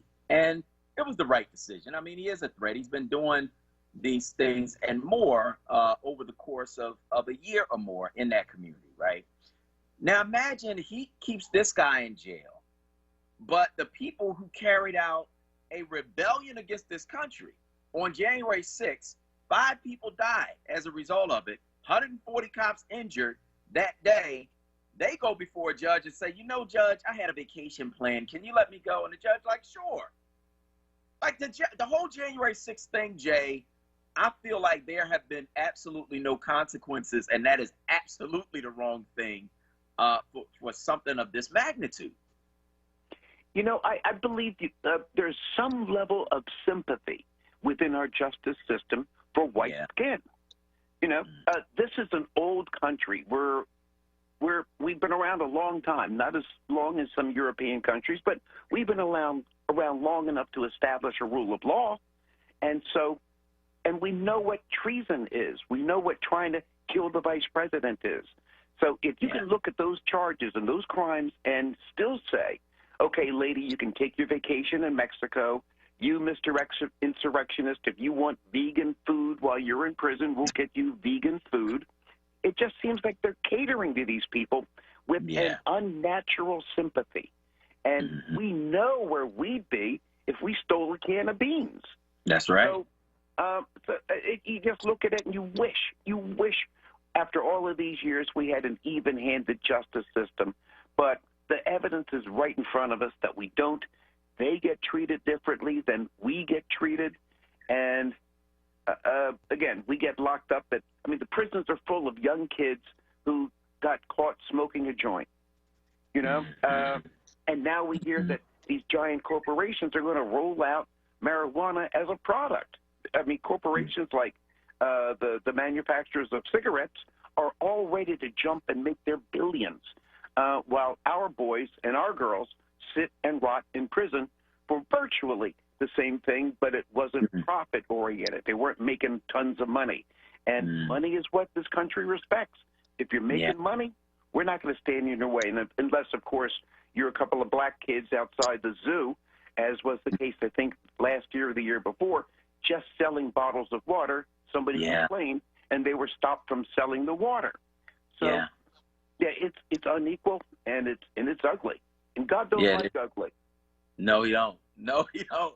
And we'll see what happens as a result of it. I mean, you know, January 6th really an outgrowth of this whole, we're going to stay in power no matter what it takes. There's a new book that's coming out called I Alone Can Fix It, and it lays out how Donald Trump wanted to, or seemed to want to, engage in a military coup, to the point where the Joint Chiefs of Staff had to come up with their own plan, like, okay, if he does this, we're going to do these rolling resignations. I mean, Jay, when you hear that they actually, these people who had worked with him for these 4 years felt like this is what he was capable of. I mean, what do you think? Well, you know, the problem is his worshipers. They're okay with that because they know what they can expect from him. He's, you know, obviously he doesn't have a plan for education, or he didn't have a plan for education, and he didn't have a plan for safety on the streets. His whole thing was, I'm going to hold down women, I'm going to hold down brown-skinned immigrants, I'm going to hold down black folks. That was his whole entire program. So, and so they still support him in spite of that. The problem is, those folks aren't going to read that book. And they're not going to read any of the books that are coming out about Donald Trump, and they're not going to be watching CNN or MSNBC to find out what's going on, to stay up with it, because, again, that's fake news. So most of the country's going to know these things, but when it comes to his little worshipers, this stuff is going to hit their foreheads and bounce right off. Let's talk about Joe Biden, because he came to Philadelphia yesterday and he spoke on the need to pass federal voting rights legislation. He called GOP voter suppression bills Jim Crow. He criticized the Supreme Court for gutting the Voting Rights Act, but he didn't lay out a plan for fighting GOP efforts to stop blacks and others from voting. Jay, what are your thoughts? Well, you know, Biden could have stayed home for all he accomplished by coming to Philly. He's called this effort at restraining voting rights Jim Crow before. This isn't the first time he's done that. He spoke for a good long time and managed to never even mention the filibuster, which is the real problem. We didn't need him to lay out the problem and tell us how frustrated he is.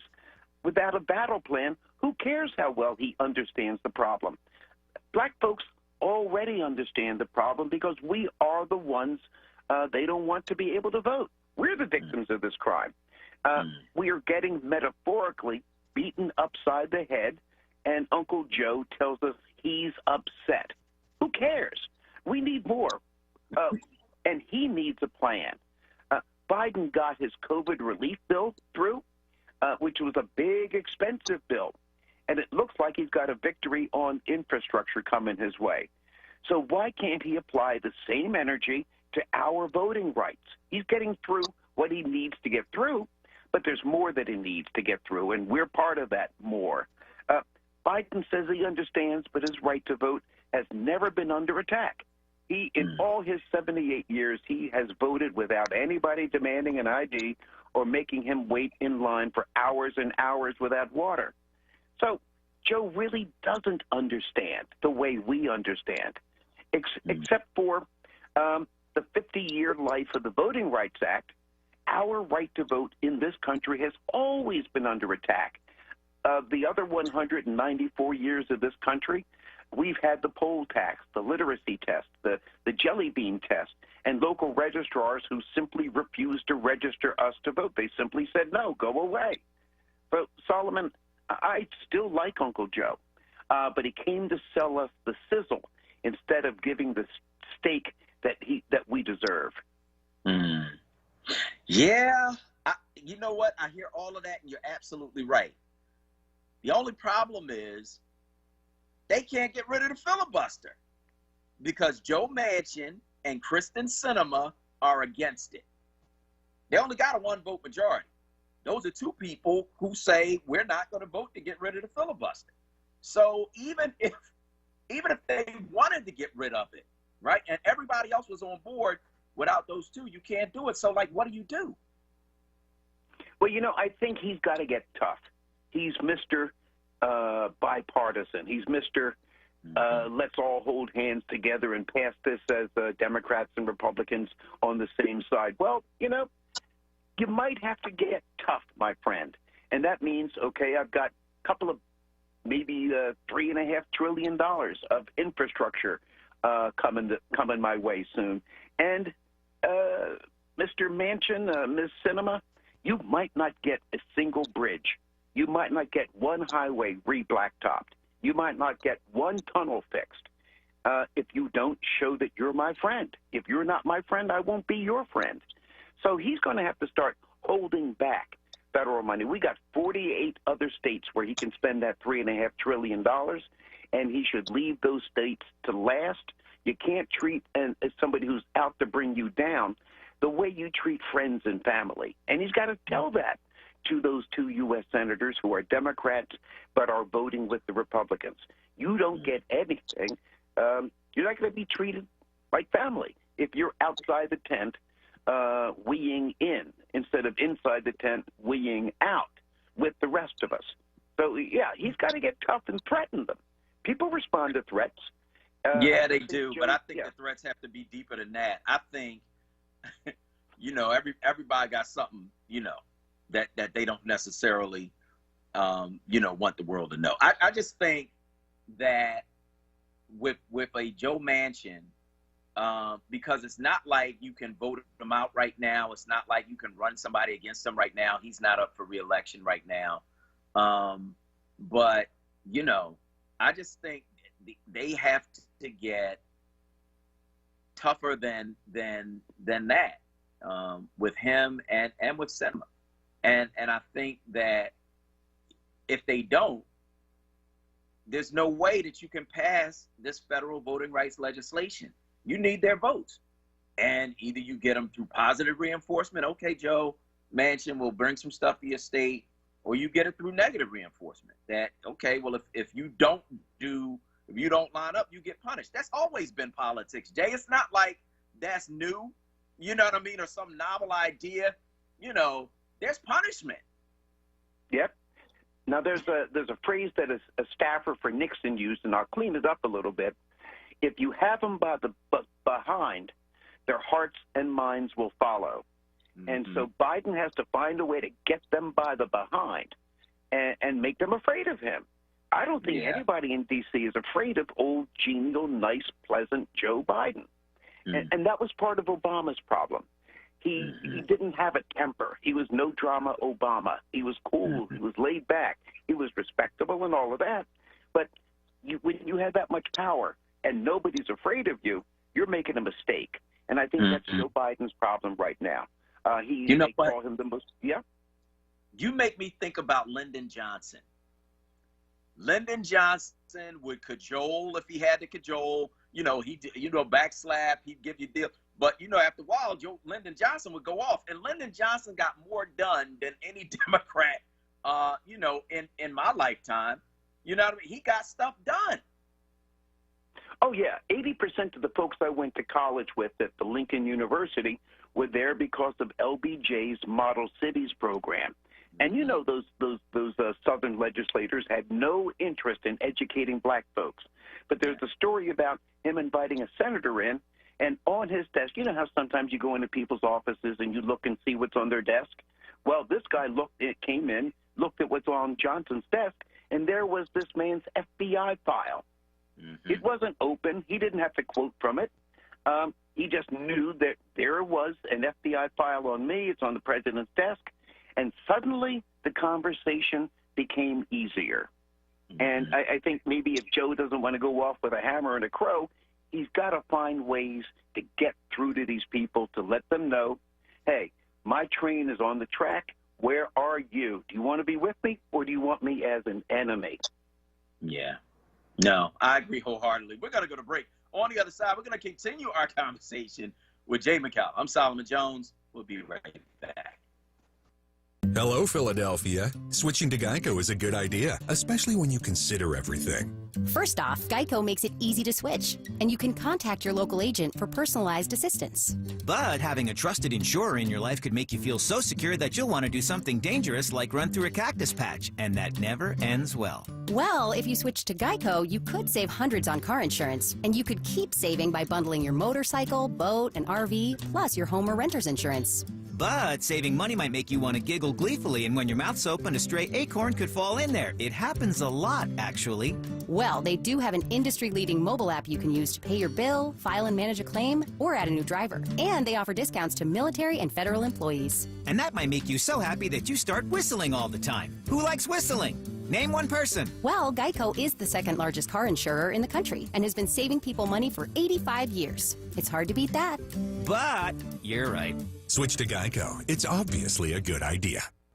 Join us. Save a life turning a gun. A gun buyback on Saturday, July 17th, beginning at 10 a.m. at Mount Enon Baptist Church on Snyder Avenue and Upper Room Baptist Church on Ogons. And receive a $100 gift card to Brown ShopRite when you turn in a gun. Mothers, grandmothers, aunts, and sisters, we need your help. Look in those drawers. Look under those beds for those guns. We're losing our young people at an alarming rate. Help us save a life. Call Mothers in Charge 215-228-1718. This is not a fad for us. We will not resume our regular programming when things die down. We're not black to help our bottom line or because it's politically correct. We're not joining a fight. This has been our fight, our message, our people. Black lives have always mattered here. We are undeniably, indefatigably, unapologetically, permanently Black Talk Media. WURD.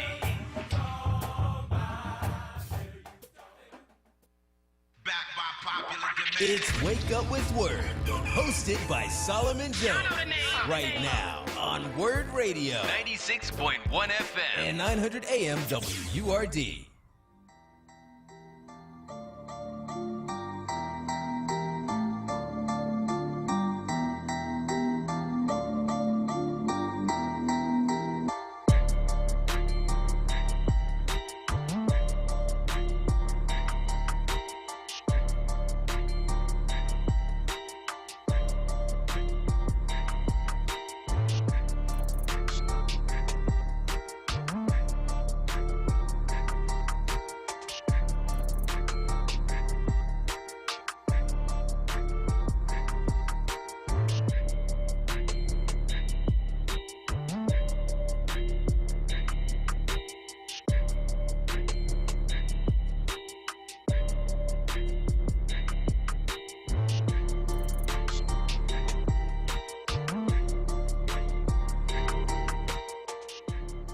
Good morning. This is Solomon Jones on 900 AM, 96.1 FM, WURD. I'm going to welcome you back to Wake Up with Word. And we're, of course, joined by Jay McCalla. We're talking politics this morning. And I want to talk about something a little bit more local, Jay. Former U.S. Attorney Bill McSwain plans to run for governor of Pennsylvania, apparently. And he tried to curry favor with Donald Trump by claiming he wanted to investigate voting irregularities in Pennsylvania after the 2020 election, but was stopped from doing so. Former Attorney General Bill Barr basically says McSwain is lying. What do you think of this whole dust-up, Jay? Well, you know, this may be the only time in my life, at least I hope it's the only time in my life, when I actually believe the word of this corrupt, underhanded Bill Barr, Trump's former United States Attorney General. To me, McSwain is just another Republican phony trying to snuggle up to Trump and impress his fascist worshipers. You know, McSwain knows how to hold a press conference, and he loves making news. So if he thought there were voting irregularities, he would have said so publicly at the time. But he didn't. He kept his right-wing mouth shut. And I think it's just like his idol, the Donald. He's trying to rewrite history, saying things happened that did not happen to create some false impression of him. So for the last couple of years, I've followed McSwain on Twitter, and I believe, it's my opinion, I believe he's a racist and he'll lie to get ahead. And Solomon, I hate to say it, but Bill Barr and I agree. Bill McSwain, former local U.S. attorney, hater of Larry Krasner, no fan of ours. I think McSwain is a liar, and he's just trying to rewrite history to bolster any opportunity he has to run for governor and call the shots from Harrisburg across the state.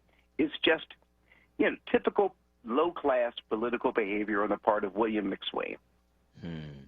I want to, you know, when I look at this whole thing, man, with these people talking about they getting ready to run for office, you know, it's kind of scary, Jay, because they have a long-term strategy, and their long-term strategy is we are going to stop black people from voting, and we are going to run on racism, and there will be nothing that they can do about it because we're going to stop them from voting. Now, that hasn't necessarily come to Pennsylvania yet, you know, since we defeated the voter ID thing a few years back. But one thing that I'm sure of is that they're going to try it again, Jay. And, you know, you're going to have people like Bill McSwain running for these high offices, man, with the possibility of winning. Yeah, and that's the only thing in their playbook. They, again, just like Donald Trump, these guys aren't getting out saying, Mr. and Mrs., I'm going to tell you how I'm going to better educate your child. Right. Or, you know, I noticed that your school building is crumbling. If I'm elected governor, I'm going to fix that crumbling school. Or, you know, your sewers are in bad shape. Or saying anything that impacts in a good way the lives of the average person. And so he's going to get out there and gin up and run from the playbook that has worked for Donald Trump. I'm going to campaign against immigrants, even though a governor has no impact on immigration. I'm going to campaign against what they now call voting irregularities, and I'm going to enhance the security of our election, which is just French for I'm going to stop blacks from voting. And he's going to have his foot on our neck throughout his entire campaign and his administration as a sign, because they've all figured out that white supremacy, if you don't call it white supremacy, is a powerful campaign tool. And so I just wish that white voters, the core of the Trump movement, understood that Republican politicians have not improved their lives one little bit. You know, grandma doesn't have better health care than they had before, and Republicans aren't trying to give it. Their folks are poor. They live in Appalachia. They live in poverty centers and work for the minimum wage, and their politicians aren't willing to lift a finger to fix it. So they got to reflect on the fact that their lives are no better than they were for all of this loyalty to the Republicans. It's just white supremacy spoken in French. Yeah, that's deep. That's deep. So I also want to talk about, though, you know, we mentioned right-wing news outlets. And what I'm seeing now, Jay, is like an all-out assault on vaccines from the right. And it's interesting because the vaccines, of course, developed under the Trump administration, right? Operation Warp Speed. We're going to put these companies on it. We're going to have them develop these vaccines. Trump took the vaccine in January. Rupert Murdoch, who owns Fox News, took it even before that. But on these media outlets, along with right-wing politicians, they're pushing like an anti-vaccine rhetoric. And I guess my question is this about just conspiracy theories, or is it political strategy? What do you think, Chad? Well, you pointed out something good, and that is you can't applaud Trump when he takes a bow for developing the vaccine so fast, and then at the same time say, don't take the vaccines, they'll kill you. You just can't say that. But, logic doesn't work for them. In a way, I think it's a little bit of both, conspiracy theories and a political strategy. They know their core voter is in the South and the Southwest, and they've hated the federal government ever since the Civil War. And they've always, Republicans that is, they've always stoked that hatred of the federal government. I remember a speech Reagan made where he said, quote, government isn't the solution to the problem. Government is the problem. So they've been fanning the flames here of hating the federal government. The federal government imposed busing to desegregate schools in the South. They have a history of having sent revenue agents in to bust up their stills down in the South. And there was a period when the federal government stood up for blacks against the likes of legendary Southern racists like George Wallace and Lester Maddox. So they throw some red meat to the rednecks, and that works for them. But they have no plan after that. There's something dark and evil about the politics they're practicing, because they know full well that in June, 99% of the COVID deaths were folks who had not been vaccinated. Now, to me, that makes it black and white. If you're not vaccinated, your chances go through the roof of catching it and dying. So by trashing the vaccine for political purposes, they know darn well their voters are going to die at a higher rate than the rest of society. And knowing that and still trashing vaccines, that's just a special kind of evil. They aren't pro-life anymore, obviously. They're now leading their folks to an early death, and they are well aware of it. Solomon, they've become a wicked gang of fools who seek to do wrong. I wouldn't trade places for them on the day of judgment for all the tea in China. They're wrong. They know they're wrong, and folks are dying because of it. Yeah, it's a scary thing, and when you look at the surveys on who is anti-vaccine or whatever, and people are certainly free to make whatever choices they want to make. All I can do is give you the information that's available, and then from there you decide what it is that you want to do. But for them, man, this is about politics. This is about, okay, we want the vaccine programs to fail so that we can then turn around and blame Democrats. And so what we're going to do is tell our people all kinds of craziness, right, about these vaccines, stuff that's not true. We can look at the statistics and see that they are the ones who are dying from it. We can look at the surveys and see that Republican white men are among the most skeptical about it. And we're going to push that and hope that, as a result, some people die, and we can then turn around and say it's Joe Biden's fault. I mean, that's a special kind of evil, Jay. I think you're absolutely right. Yeah, and they've used this whole pandemic politically from day one. They hollered about the liberal governors enforcing lockdown as though we live in a prison. Lockdown is a prison term, and it doesn't apply to a public health emergency like a communicable disease that's airborne. Lockdowns made sense, but they so revved up their followers, and Trump particularly, that a group of people actually stormed the state capitol in the state of Michigan with a plan to disable the bodyguards and kidnap the governor of the state of Michigan. That was all as a result of them ginning up this controversy, saying the governors are depriving us of our freedoms. And I think in Pennsylvania here, they stripped the authority of the governor to declare a public emergency. Well, what do we do when we have a snowstorm and the governor wants to keep us from driving and keep us off the road so the roads can be plowed if the governor can't declare a public emergency? So they've gone after this politically from day one, and it's all so that, as you say, the Democrats can't take a bow. They can't get any public credit.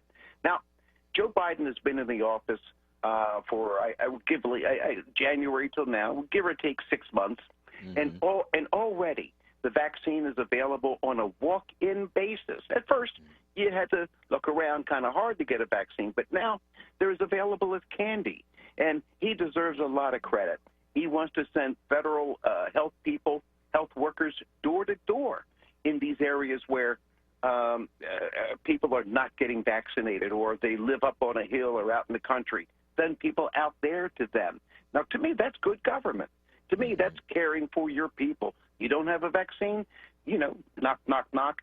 Here, sir, let me drive you. The way we drive you to the polls.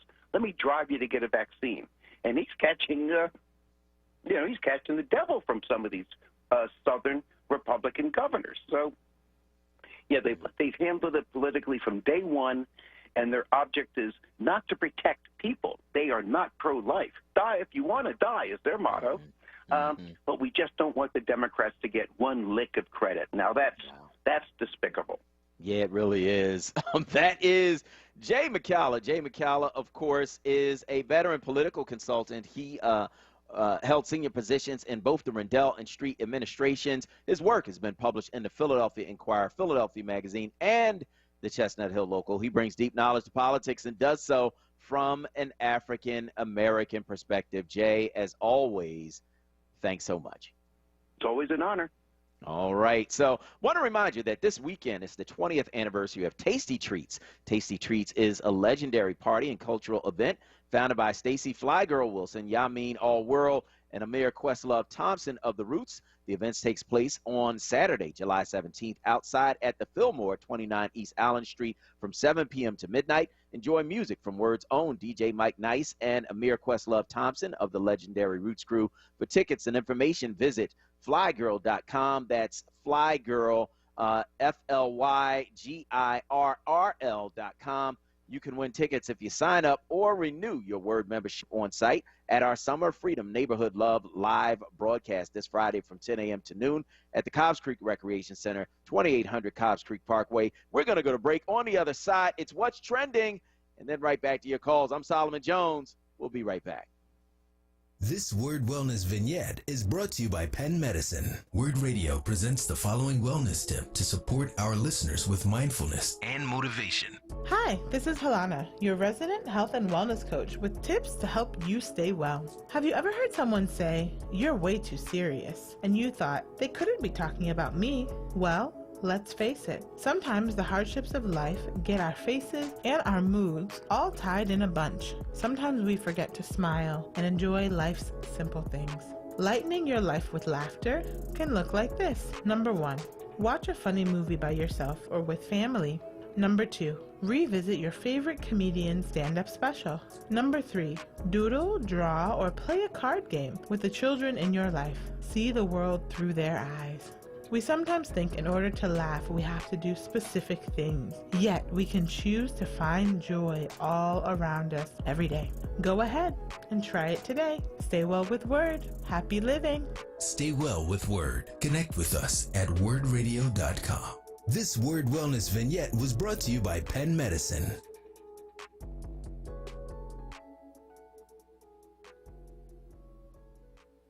Hello, I'm Jose Hernandez, and I have been using a wheelchair since my accident in 1995. I guess if I had one message for the general public, it would be that I appreciate your help, but please ask first. I know you mean well, but I've actually got everything under control. And if I don't, I'll ask for assistance. People with disabilities just want the same respect and consideration as everyone else.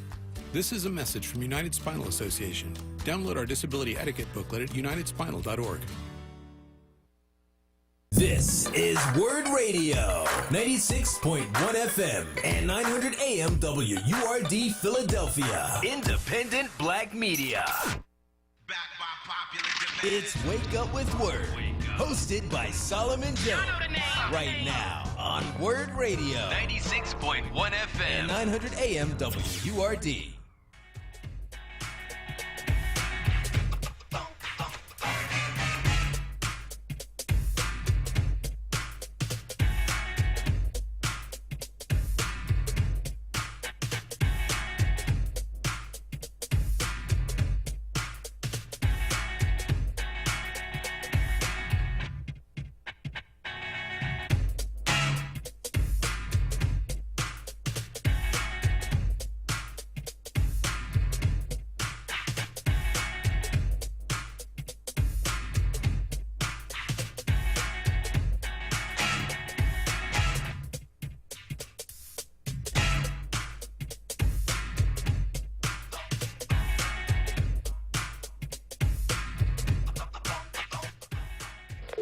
All circuits are busy. Here's what's trending. Yo, that's crazy. On Wake Up with WURD. Congratulations are in order for Hollywood icon Marla Gibbs. The actress is set to receive a star on the Hollywood Walk of Fame this July. Whether you know her for her iconic turn as Florence Jefferson on the CBS sitcom The Jeffersons or as Mary Jenkins on the hit series 227, Gibbs, who's 90 years old, is a national treasure, and she's about to get the flowers she so richly deserves. Gibbs will receive the honor on July 20th at 11:30 a.m. And outspoken NFL free agent Richard Sherman was arrested early Wednesday after reportedly breaking into a family member's home at 2 a.m. Police were called, and Sherman allegedly fought with cops so much a K-9 was deployed to take down the NFL player and help bring him into custody. Washington State Patrol is involved in the case after Sherman allegedly crashed his vehicle into a cement freeway barrier prior to the break-in. He was denied bail, which is reportedly standard procedure when suspects are arrested for domestic violence. And Meghan Markle and Prince Harry's revealing conversation with Oprah Winfrey has earned a 2021 Emmy nomination for Outstanding Hosted Nonfiction Series or Special. Back in March, the Duke and Duchess of Sussex dished about their exit from the UK after stepping down as senior members of the British royal family. Meghan revealed in that interview that she suffered from severe depression and even contemplated suicide while pregnant with her first child, Archie. And that is what's trending. Well, that's what's trending right here on WURD Radio. We're certainly taking your calls at 215-634-8065. That is 215-634-8065. That is the number you can call to get in on the conversation right here at WURD Radio. We want to hear from you. Let us know where you are on these various things we're talking about on this morning show. 215-634-8065 is the number that you can call to get in on the conversation right here at WURD Radio. You can, of course, also weigh in on Facebook at ForWord at FORWURD. That's FORWURD. Tony from Middletown is on line one. Go ahead, Tony. Yeah, great. So I need some answers this morning. So two things that, the last guest said that, I just need clarification on. One is the fact that how does requiring a voter ID affect blacks, over any other ethnic background? I mean, I know we're very intelligent and we can get that. And he said something about water. I mean, we could even bring water to a vote. So I don't know how that affects, why that's only a black thing. And then on the filibuster, he was talking about, Well, let me answer your first questions. Black people disproportionately don't have ID. That's why it disproportionately affects black voters. They know that. The statistics say that. The numbers don't lie about that. And so requiring ID is a ploy to target black voters. You also talked about water, bringing water to people. Under the Georgia voting law, that was one of the things that they proposed, knowing that they had closed down so many polling places that people have to wait for hours in line. And so they put in that you can't bring water or food to someone in line, as if that was something corrupt, to make it even harder for people to wait for hours in line. And again, that disproportionately affects black and brown voters, because in Georgia, the polling places that they closed were in black and brown communities. So that means we can't travel because we don't have IDs and stuff. We can't buy alcohol because we don't have IDs. So I mean, are you in favor of? Let me just cut to the chase. Are you in favor of voter ID? You think voters should be required to bring ID to the polls? No, of course. I want legal votes out there. I don't care who wins the race. Okay. Well then, you don't understand what I just told you. What I just told you is that black people, or you do understand, and you do want black people to be affected by that, because black people disproportionately do not have ID, and so the voter ID thing is a ploy, man.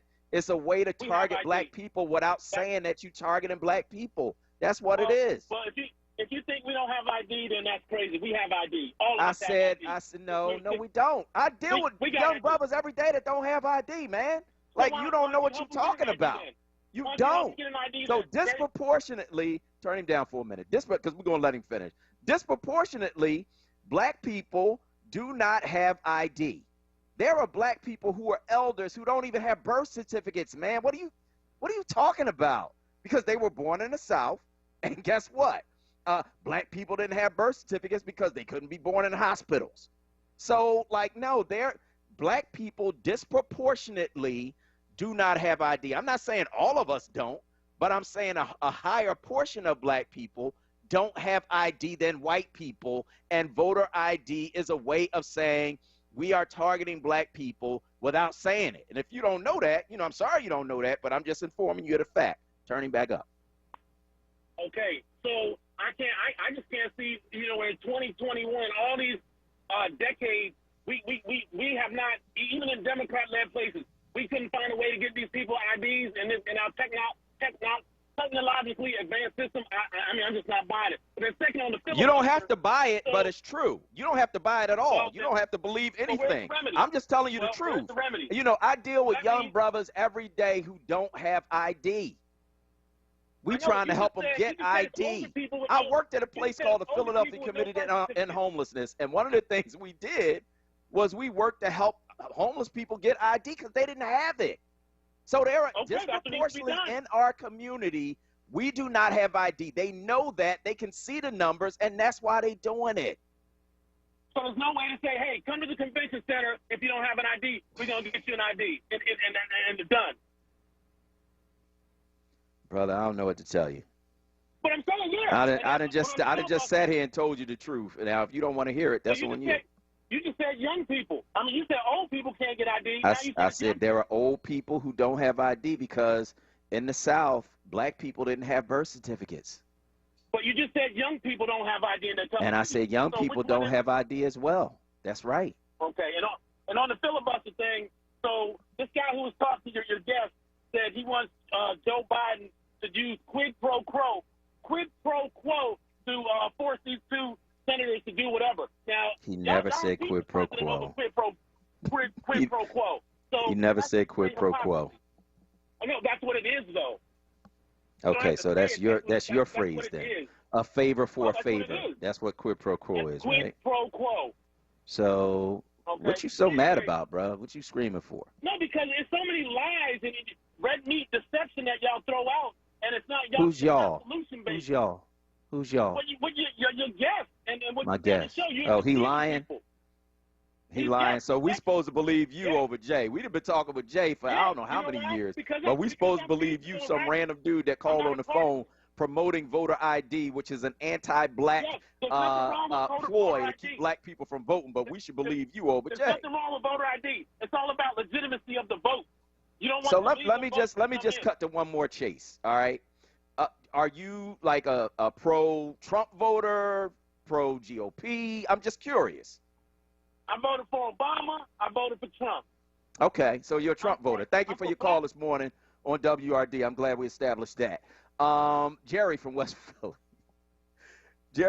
Before we go to Jerry from West, I think sometimes we got to weave through because people call with all kind of rhetoric and try to make it make sense. And voter ID is a ploy, man. It's an anti-black ploy. That's what it is. It's to keep black people from voting because they know that a higher proportion of us do not have ID than do have ID. And one of the things that they use, it's brilliant. In a state like Texas, right, when they talk about ID, they'll accept an NRA card because they know that most of the people in the NRA are white GOP voters, and even if they're black, they tend to be GOP voters, right? But they won't accept a student ID. You understand? Because they know that the students will tend to be Democratic voters. And so it's a ploy. That's what it is. You know, and when we buy into the rhetoric of those who would do us harm, then we help their cause. We help their cause. Before I go to Jerry, let's go to Brian in Germantown on line 3. Go ahead, Brian. Yes, hi. Good morning, Solomon. Good morning. Yeah, so, you know, some people are so misinformed because the right to vote is constitutional. It does not say that we have to have an ID to vote, just like the freedom of speech. We don't need permission or a pass. That is the basis of all the United States laws. That's what we stand on. So by putting these blocks in front of your constitutional rights, it's obstruction. And, you know, having a driver's license is a privilege. It can be taken away from you from the state. So you don't take a privilege to trump your constitutional right, which is voting.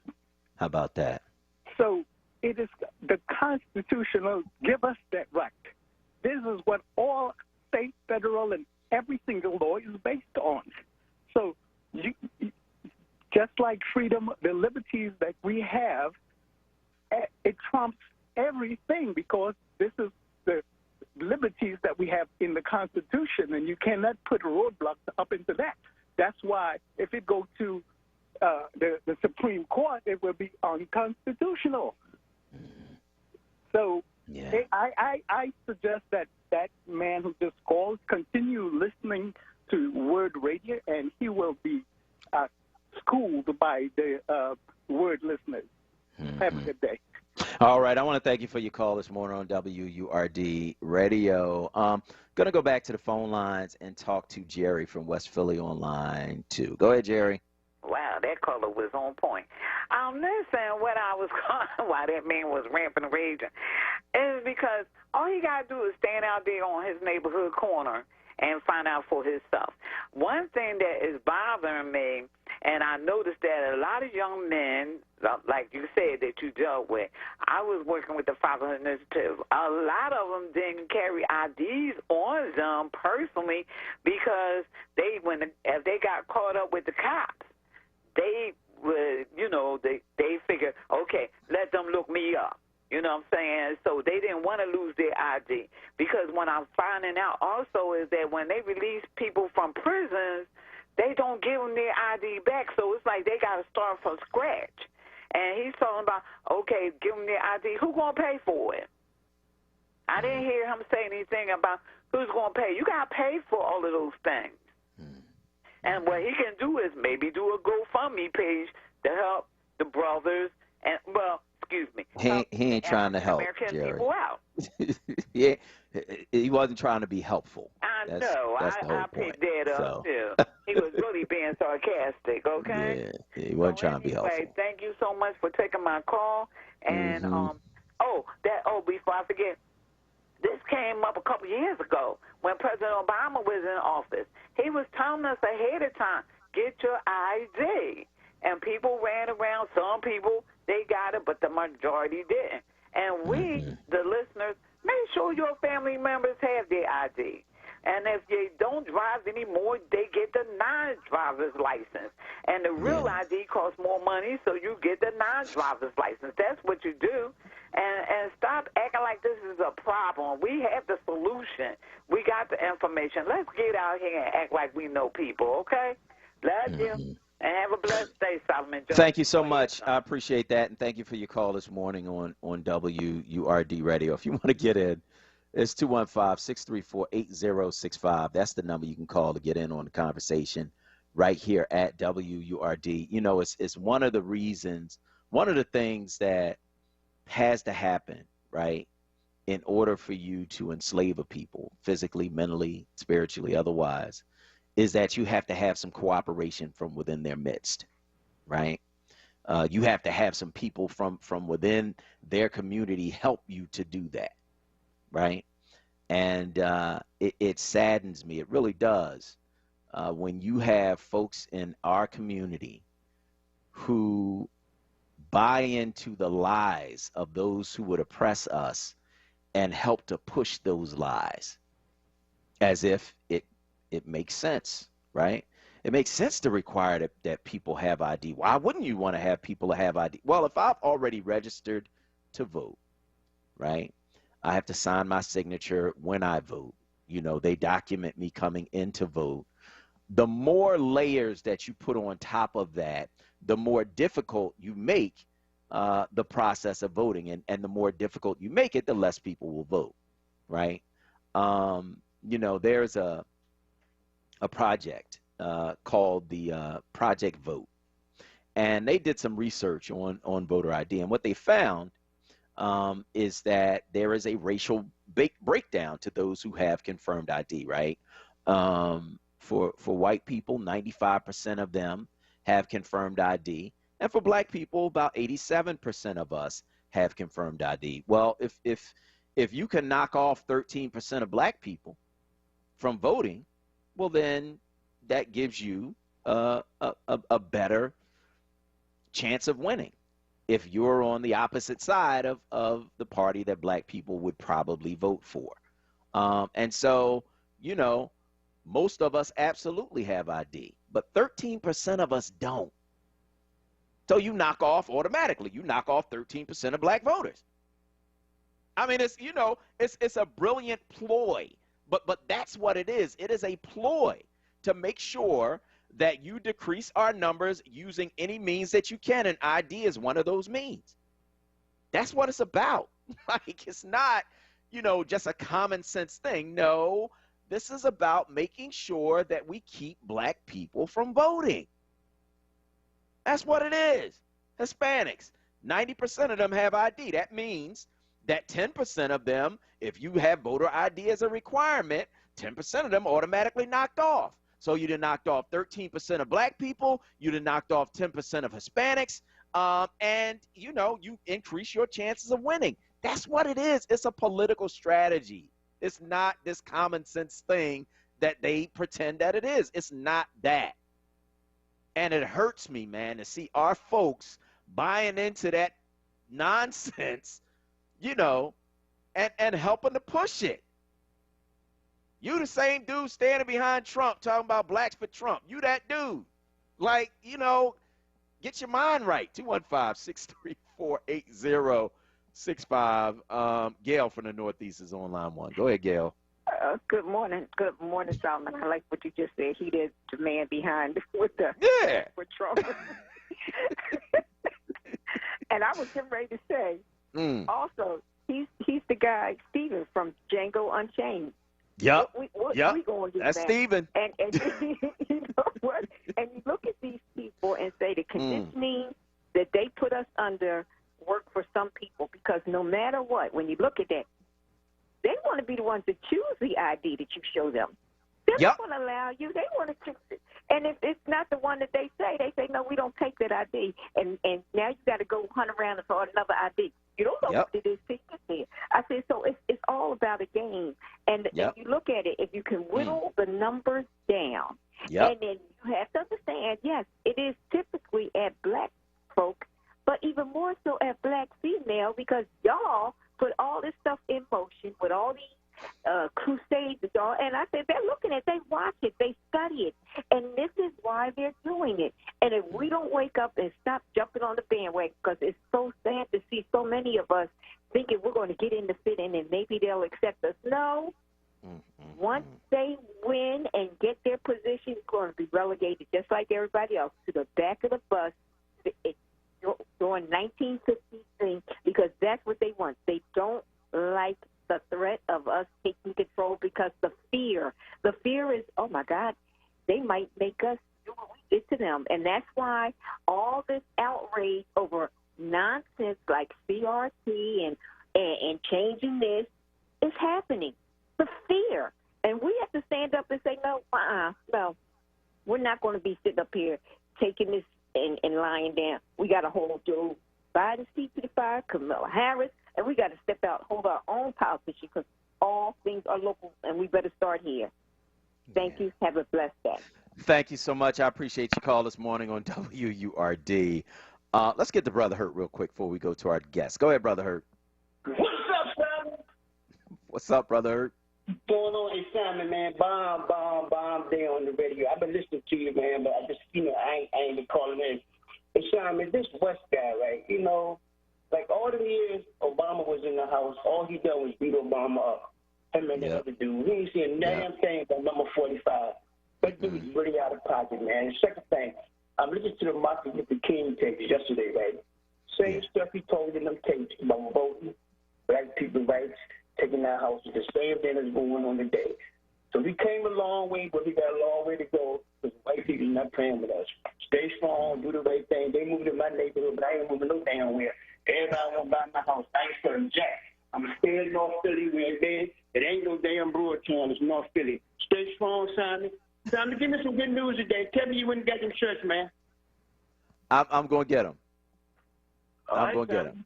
All right, man. Thank you for your call this morning on WURD. We're going to go to break. On the other side, Tiffany Doyle is going to join us to talk about Youth Build. I'm Solomon Jones. We'll be right back. For the past 10 years, Comcast has been helping students get ready. We've connected 5 million students from low-income families to low-cost, high-speed internet. We're working with both nonprofit partners and city leaders to create over 1,000 Wi-Fi connected lift zones in community centers nationwide. And now we're committing $1 billion to reach 50 million people with the connectivity, skills, training, and the resources they need to succeed in a digital world. Learn more at comcast.com/education. Star Fusion Express is Philly's first choice when cravings for big, juicy burgers, crispy chicken sandwiches, delicious wings, crisp salads, creamy mac and cheese, innovative spring rolls, and delectable fresh seafood kicks in. Did you hear that? Star Fusion Express at 5178 Parkside Avenue in West Philly is your go-to for fresh, flavorful, homemade deliciousness 7 days a week. Learn more and check out the menu at starfusionrestaurant.com. That's starfusionrestaurant.com for the best burgers, chicken sandwiches, wings, salads, spring rolls, and fresh seafood creations in Philly's Parkside neighborhood. Holla! Tune in Saturdays from 1 p.m. to 3 p.m. to hear Empire Capital and Consulting founder Mark Palmer's show titled Black Money, Black Power. This show centers around black money and how black power is derived from money. Tune in every Saturday from 1 p.m. to 3 p.m. Black Money, Black Power, hosted by Mark Palmer. It's Wake Up with Word, hosted by Solomon Jones. Good morning. Right now on Word Radio. 96.1 FM. And 900 AM WURD.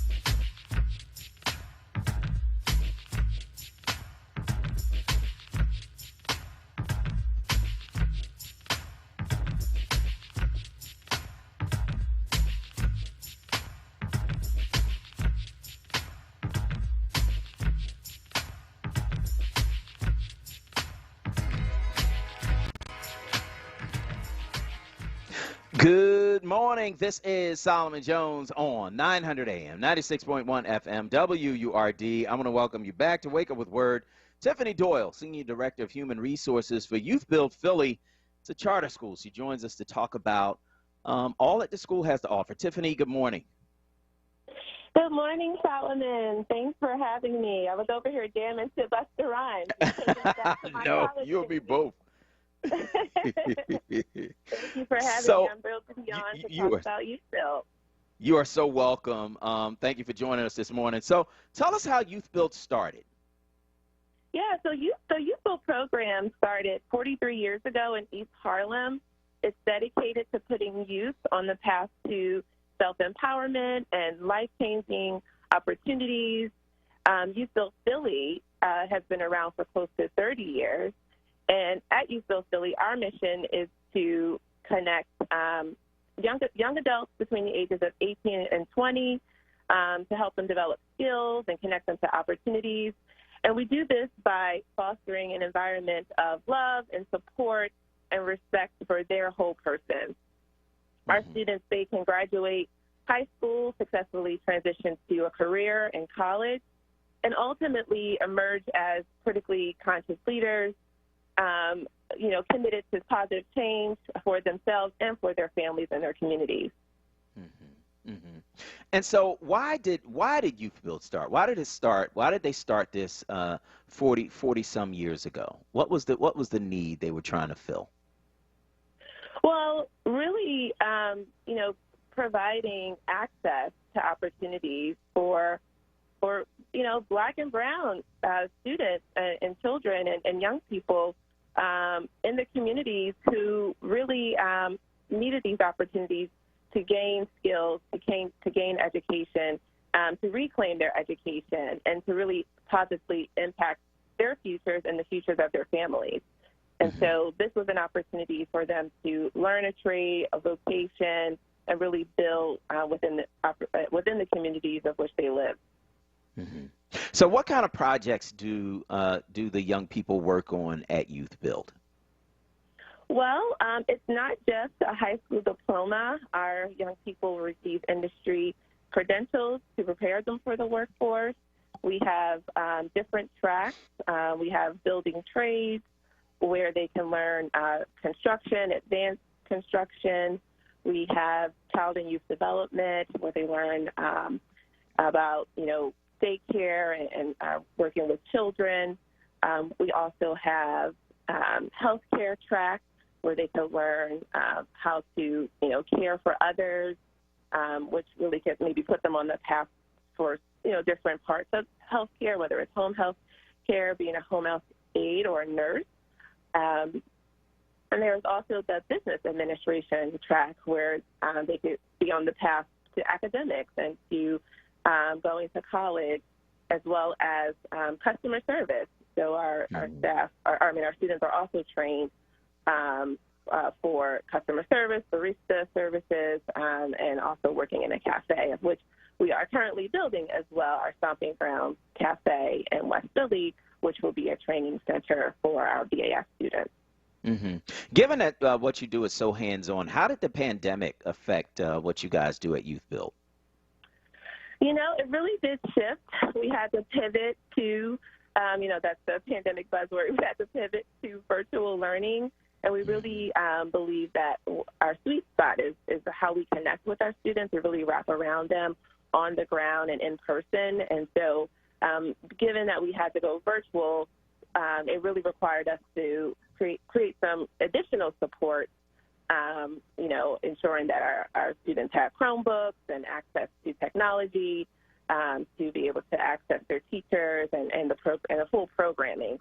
And so going virtual, it's not ideal because, as I shared, we really like to be on the ground and in person with our students. That's really kind of our differentiator because relationships are really important to us. But we made it work. We're in the process of graduating the class of 2021. Graduation day is on August 20th, and we are actively recruiting for the class of 2022. Okay, so what kind of students are you looking for? We're going to be in person. We're going to be in person for class of 2022. So we are gearing up for a safe reopening in person for this upcoming school year. Cool. So what kind of students are you looking for, and how can they apply? Yes. So we, again, are looking for young people between the ages of 18 and 20, students that desire to reclaim their education and really looking for opportunities that will really help to positively impact their futures and the futures of their families. They can apply. We have Instagram, Facebook. They can go onto our website, youthbuildphilly.org, or on Instagram or Facebook at youthbuildphl. And there's going to be signs all over if you haven't seen them already. Our outreach is far and wide.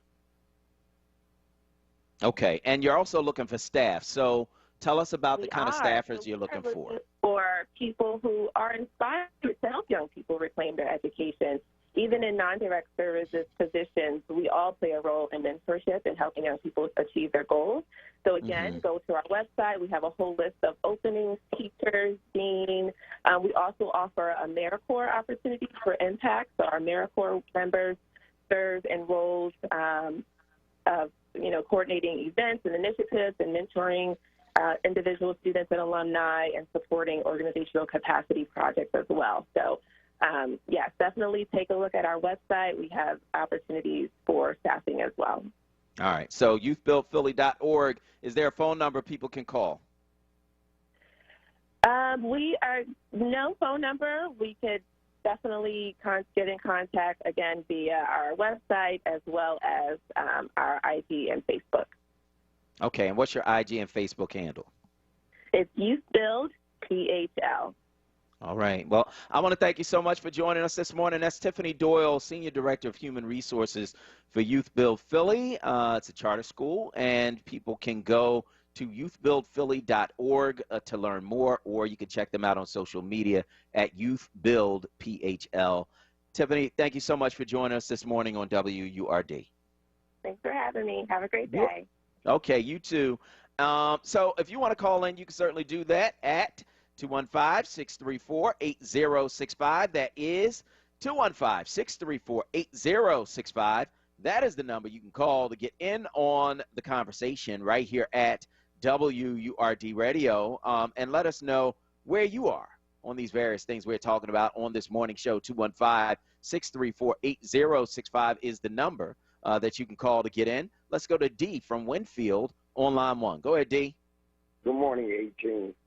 What's up, man? Years ago, I was arrested, right, and I was taking up State Road, and I remember them taking my ID. Now, I was released about 2 o'clock in the morning and never went and got my ID. And I always thought about how many guys lose their IDs like that when they get arrested. Instead of them just make sure that they send it to them if they don't come and pick it back up.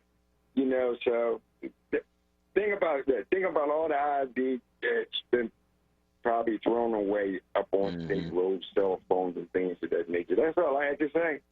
Yeah, no, I hear you, man. And I want to thank you for your call this morning on WRD.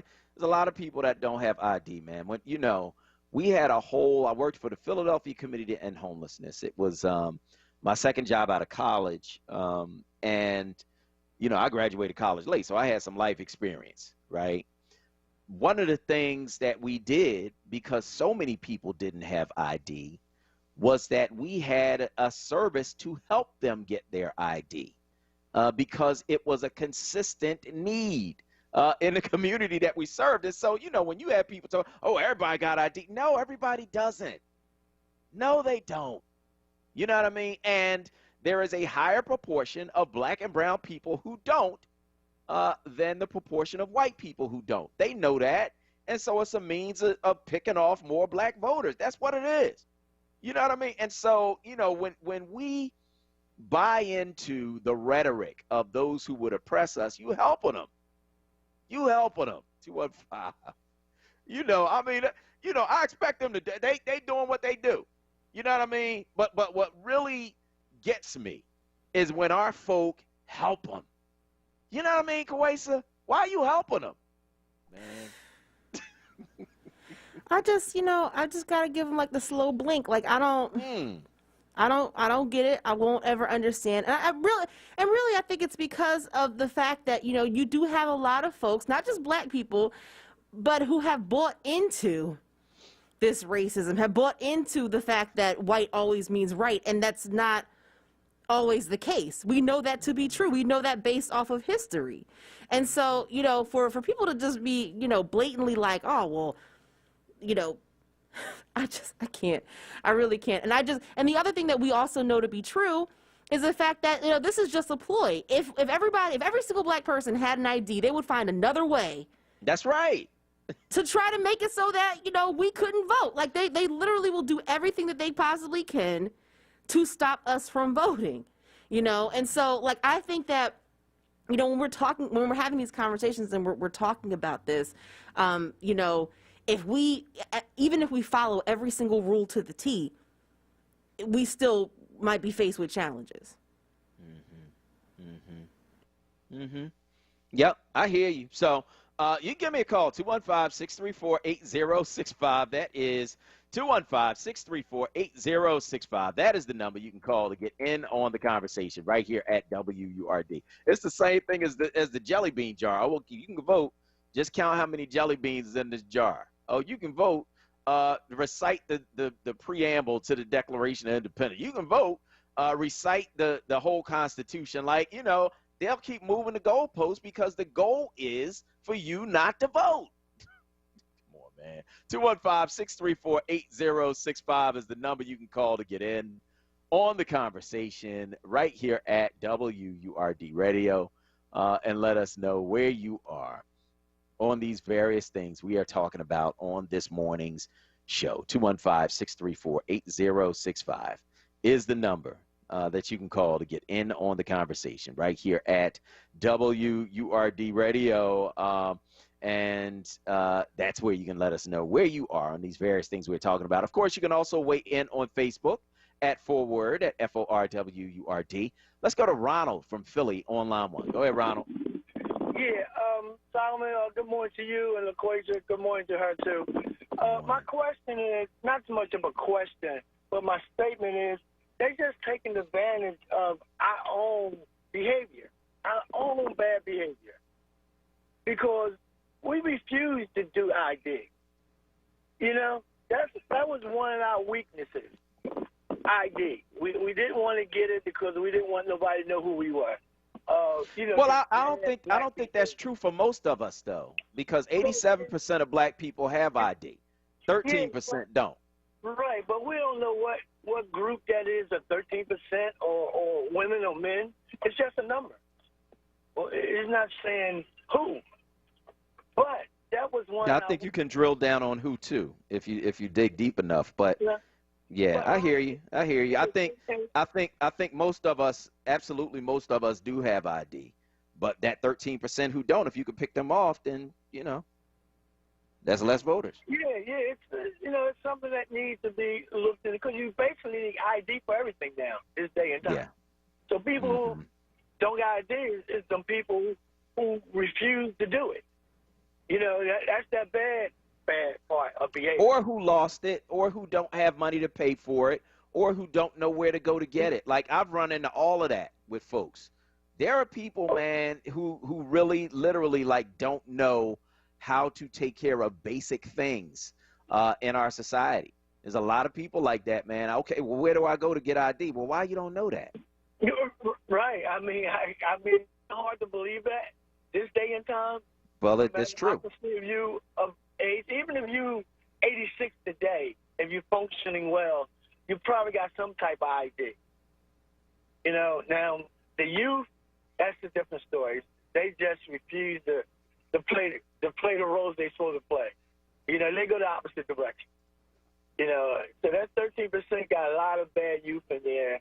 You know, but it's not. I don't want our people demonized because they don't have ID. Like they a bad person because they don't have ID. I disagree with that. No, I disagree with that wholeheartedly. I think it's people who literally just don't know how to get it or don't have the money to get it, or you know, and it's some people who they haven't done what they need to do to get it, and that's their fault. But you know, I think some folks, man, just literally do not know. It's a strong possibility. It's a strong. But, I mean, for most of us, it's a lot of places where you get ID in the big cities and places like that, like Philadelphia, Jersey, New York. You know, you can get that ID. I mean, all right, man, thank you for your call. I appreciate your call this morning on WURD Radio. You know, I'm saying this because, I mean, I just dealt with two young men, right? Actually, three. So one of them needed to get his license. He's trying to get it super fast, and I'm trying to help him. And, you know, he didn't know what to do, so we trying to walk him through that. There's another one didn't have ID, needed ID to cash a check that we gave to him, you know, through Man Up PHL. So we had to help him with that. And then there's another young man. You know, it's 3 out of 11. And so, you know what I mean? Like, it's something that's more prevalent than we think. And I think when you don't have any contact with anybody outside your circle, it's harder to know that, right? So we're going to go to break. On the other side, we are going to continue the show right here on WURD. Between family dinners, bedtime stories, and study sessions, Pico knows that life never stops moving. So if your energy bills are adding up, Pico has programs available, like new payment options, flexible billing, and financial assistance to help you manage your bills and your budget for the essential energy you and your family need. Learn how Pico can help keep your life moving with payment arrangements. See if you qualify at pico.com/help. Support small, Black, and Brown-owned businesses by joining the Diverse Procurement Collaborative, a community of business leaders committed to supplier diversity. Get engaged at chamberphl.com. Want the latest in Word swag? Check out the shop tab on wordradio.com. Hoodies, tees, and more in a variety of colors. The shop tab on wordradio.com. Show the world that you're all about Black. Talk Media. You're waking up with Word, hosted by Solomon Jones. Good morning. Right now on Word Radio, 96.1 FM and 900 AM WURD.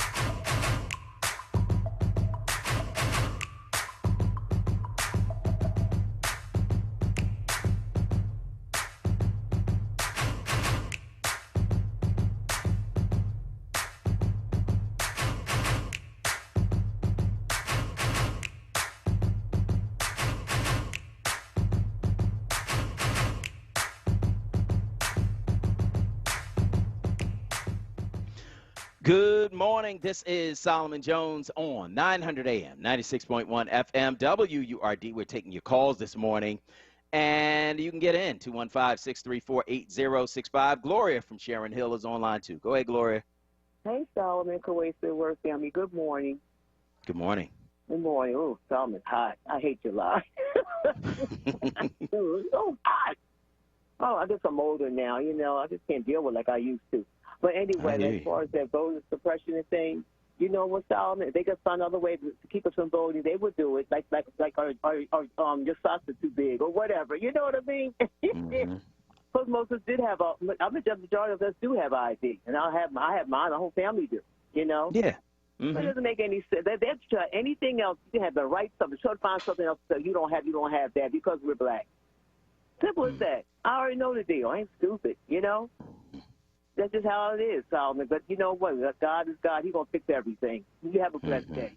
All right. I want to thank you so much for your call this morning on WURD, 215-634-8065. That is 215-634-8065. That is the number that you can call to get in on the conversation right here at WURD Radio. Tim from Springfield is on line 3. Good morning. Thank you, Solomon, for taking my call. You're welcome. I remember when I was in college 50 years ago at Franklin Marshall in Lancaster, I had a professor, Sidney Wise, government professor, and he had gone down in the South to help register African Americans to vote.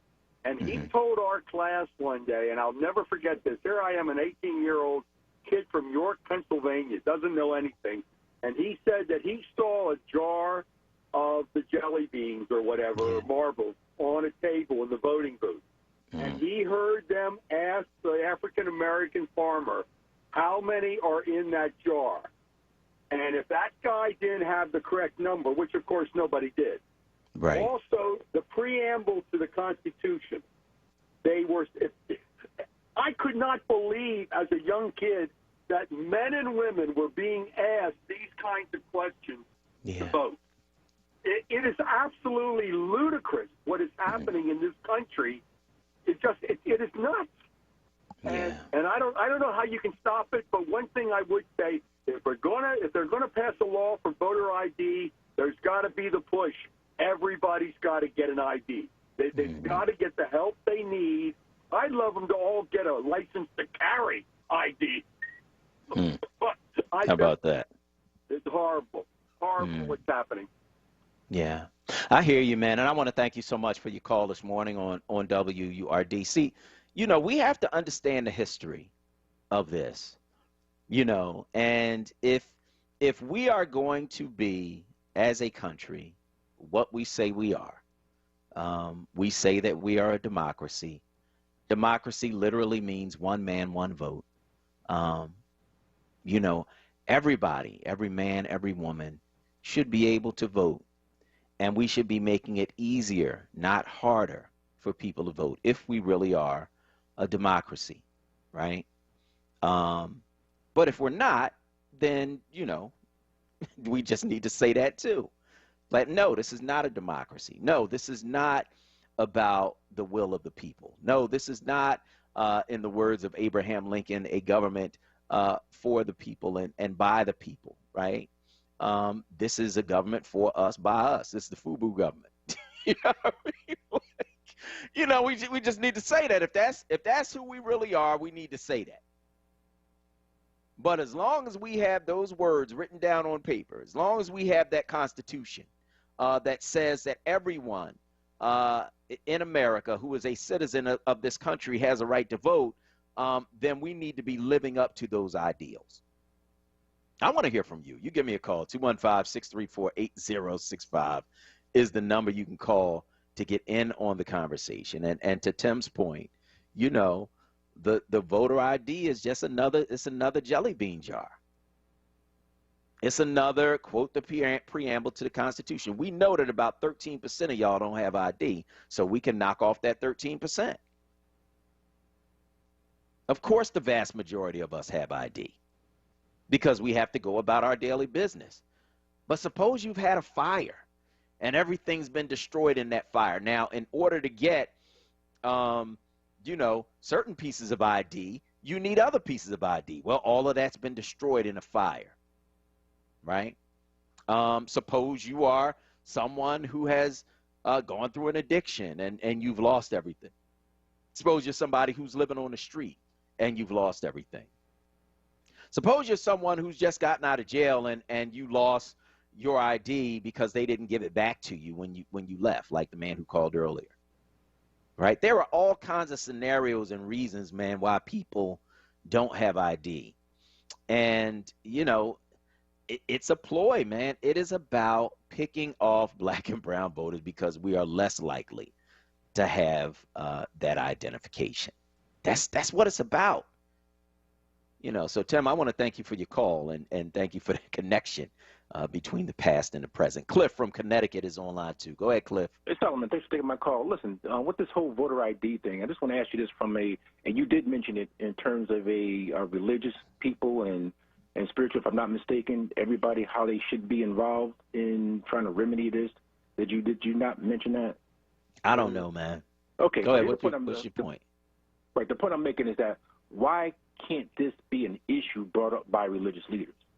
You know what I'm saying? And so there's a few blacks that are saying this, but as you indicated before, we got people within our own community that are not standing up and fighting for these issues. And so I need white evangelical preachers to talk about this issue, white Catholic priests, and more black preachers. Yeah, I don't. What's your thing with white evangelical preachers and black preachers, and why are you on here's preachers? my thing, Solomon. Why do you think they should be solving everybody's problems? No, I'm saying that, man, this is a moral issue, Brother Solomon. Okay. This is not only a social issue, it's a moral issue. And I need religious leaders to take the opportunity to speak on this injustice in every aspect. So if we're going to clear this and try to solve this, then I need honest people, religious people, man, to speak on this every day, including Sunday, to speak on this issue, because this is wrong, this is wicked, it's not right. So why do you believe that white evangelical preachers, who are the same ones who are among Donald Trump's most ardent supporters, would speak up to help black people to vote? Okay, then this is a good question. So now what I'm saying is that I need other black preachers to combat them and fight them and make them be held accountable. So I don't need T.D. Jakes to be friends with white evangelical preachers, and they're not dealing with issues of racism. Well, okay, I'll go a bit further. Why shouldn't T.D. Jakes be talking with folks on the other side, and hopefully using the same scripture that they both read to convince them to do what is right in the eyes of God? I want them. They need to do that, Brother Solomon, and they're not doing that. That's the point I'm making. Black preachers are not standing up to white evangelical preachers about these issues. That's my whole point.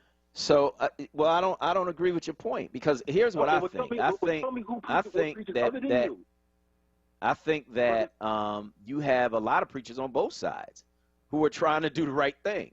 Unfortunately, you have some who are not, and so, you know, within the white evangelical community, they're going to have to answer to God for the stuff that they have done and continue to do. They're going to have to answer to that, right? Some of them want to reconcile without admitting what they've done. They want to skip over all the stuff they've done and talk about, well, we trying to do it right now. Yeah, but if you want to reconcile, you got to talk about what you've done. So I've seen some of that, right? But I think at the same time, you know, our folk, man, we got a whole lot that we are dealing with, and to try to put it all on the preachers, I think is, you know, you got to axe the grind. Well, you listen, Brother Solomon, listen, all due respect, bro, where you came from, where you been, and I did look at your sermon on last Sunday, the last sermon that you preached, bro, and all I'm simply saying, man, is that I need more black preachers. What you say Monday through Friday, you should be able to say on Sunday morning. I don't see why there should be a difference. Even what you say on Sunday morning, you should be able to say Monday through Friday. That's what we need. We need this, man, and it does correspond. There is some relevancy in which serving from a spirit. We're fighting a spiritual battle. This injustice, this inequality, it's a spiritual battle that we need to address. And when we address it, but for you to constantly say that the black preachers ain't doing nothing, I think is wrong.